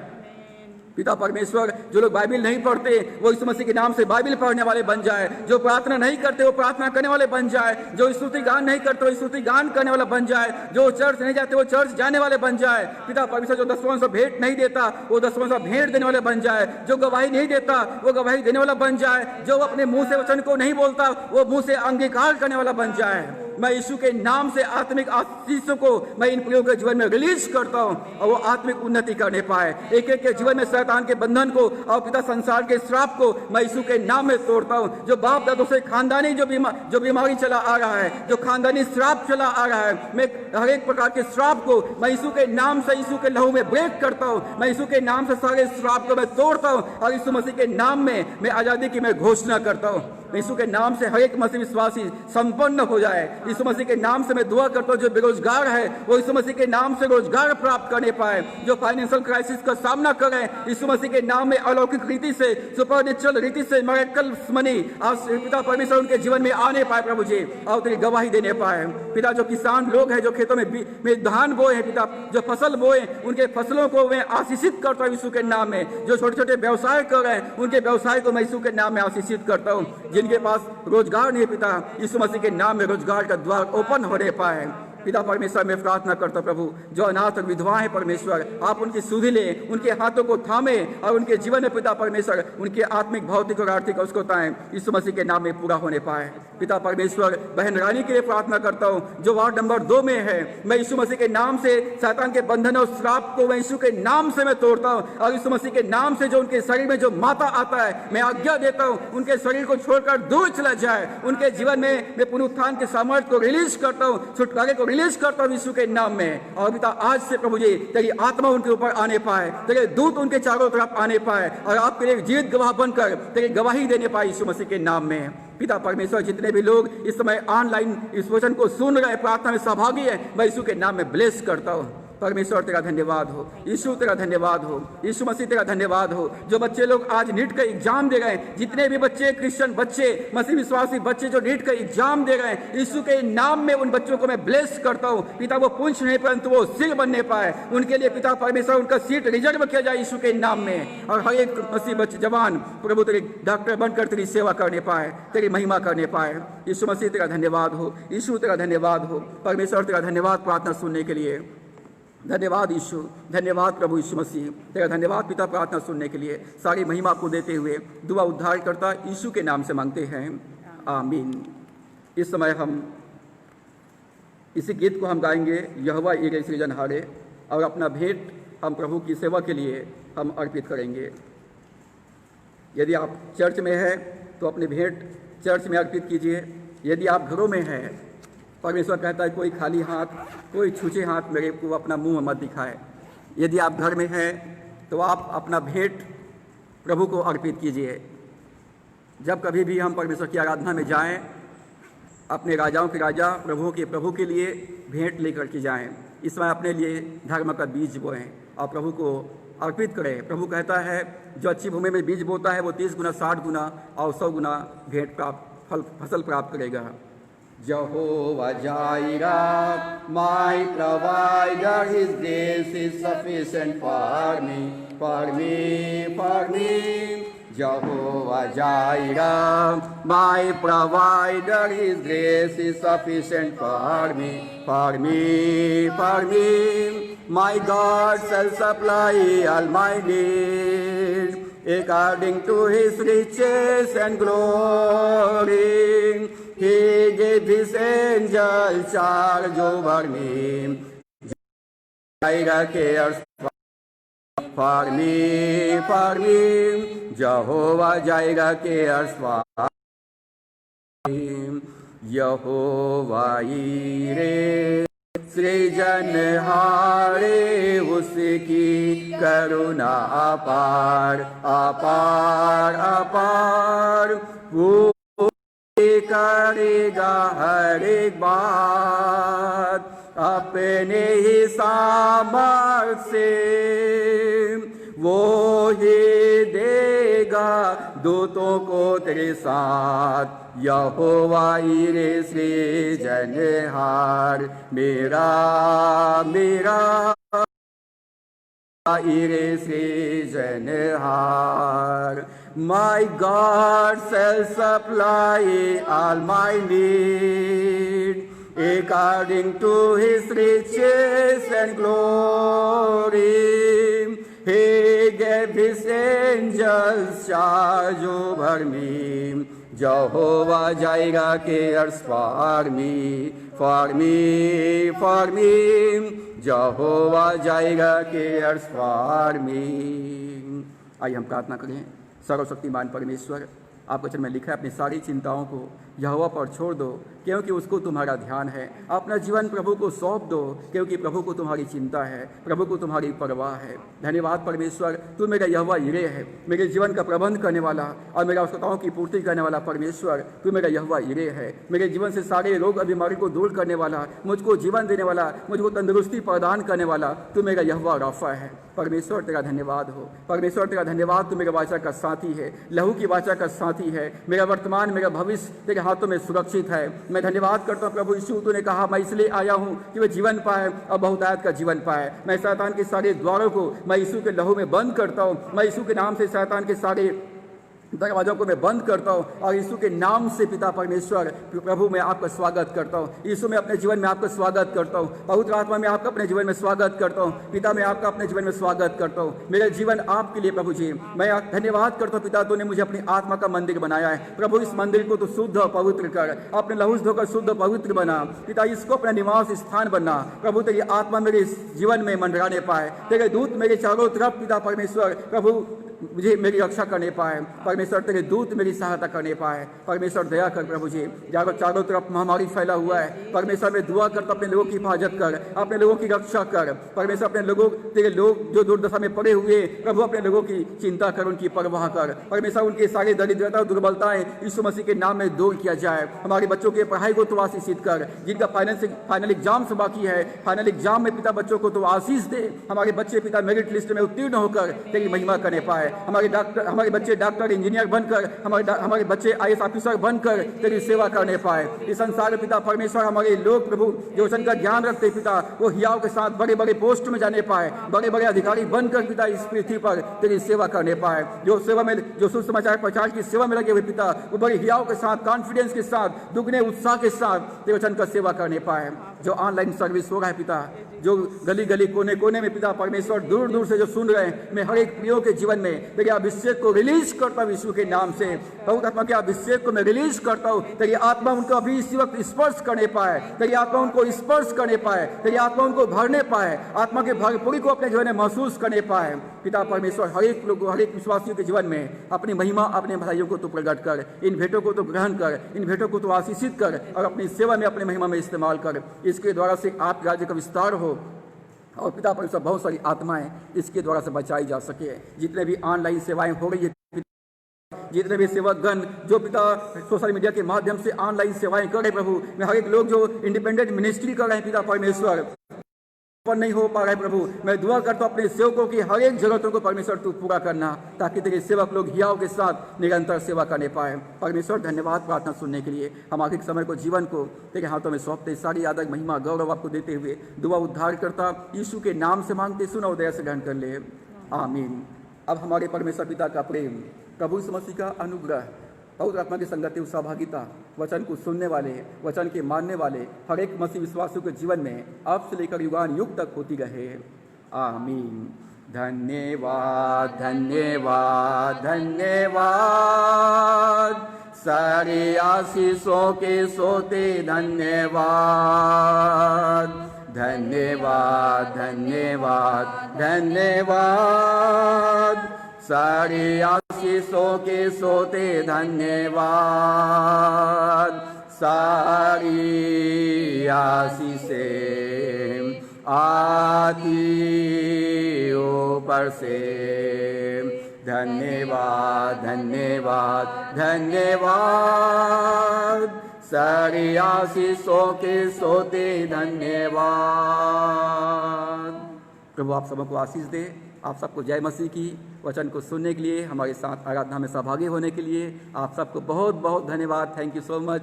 God bless you all. हमारा यूट्यूब चैनल है रेवरेंड डॉक्टर दयाराम साहू के नाम से। वहाँ पर बाइबल की अर्थव्यवस्था, बिब्लिकल फाइनेंस के नाम से एक सीरीज हम अध्ययन वहाँ पर आरंभ किए हैं, और वहाँ पर जो डिस्क्रिप्शन बॉक्स है पूरा मैसेज वहाँ पर लिखा हुआ है, आप उसका अध्ययन अवश्य करें और अपने जीवन में आशीष पाएं। Thank you so much. God bless you all.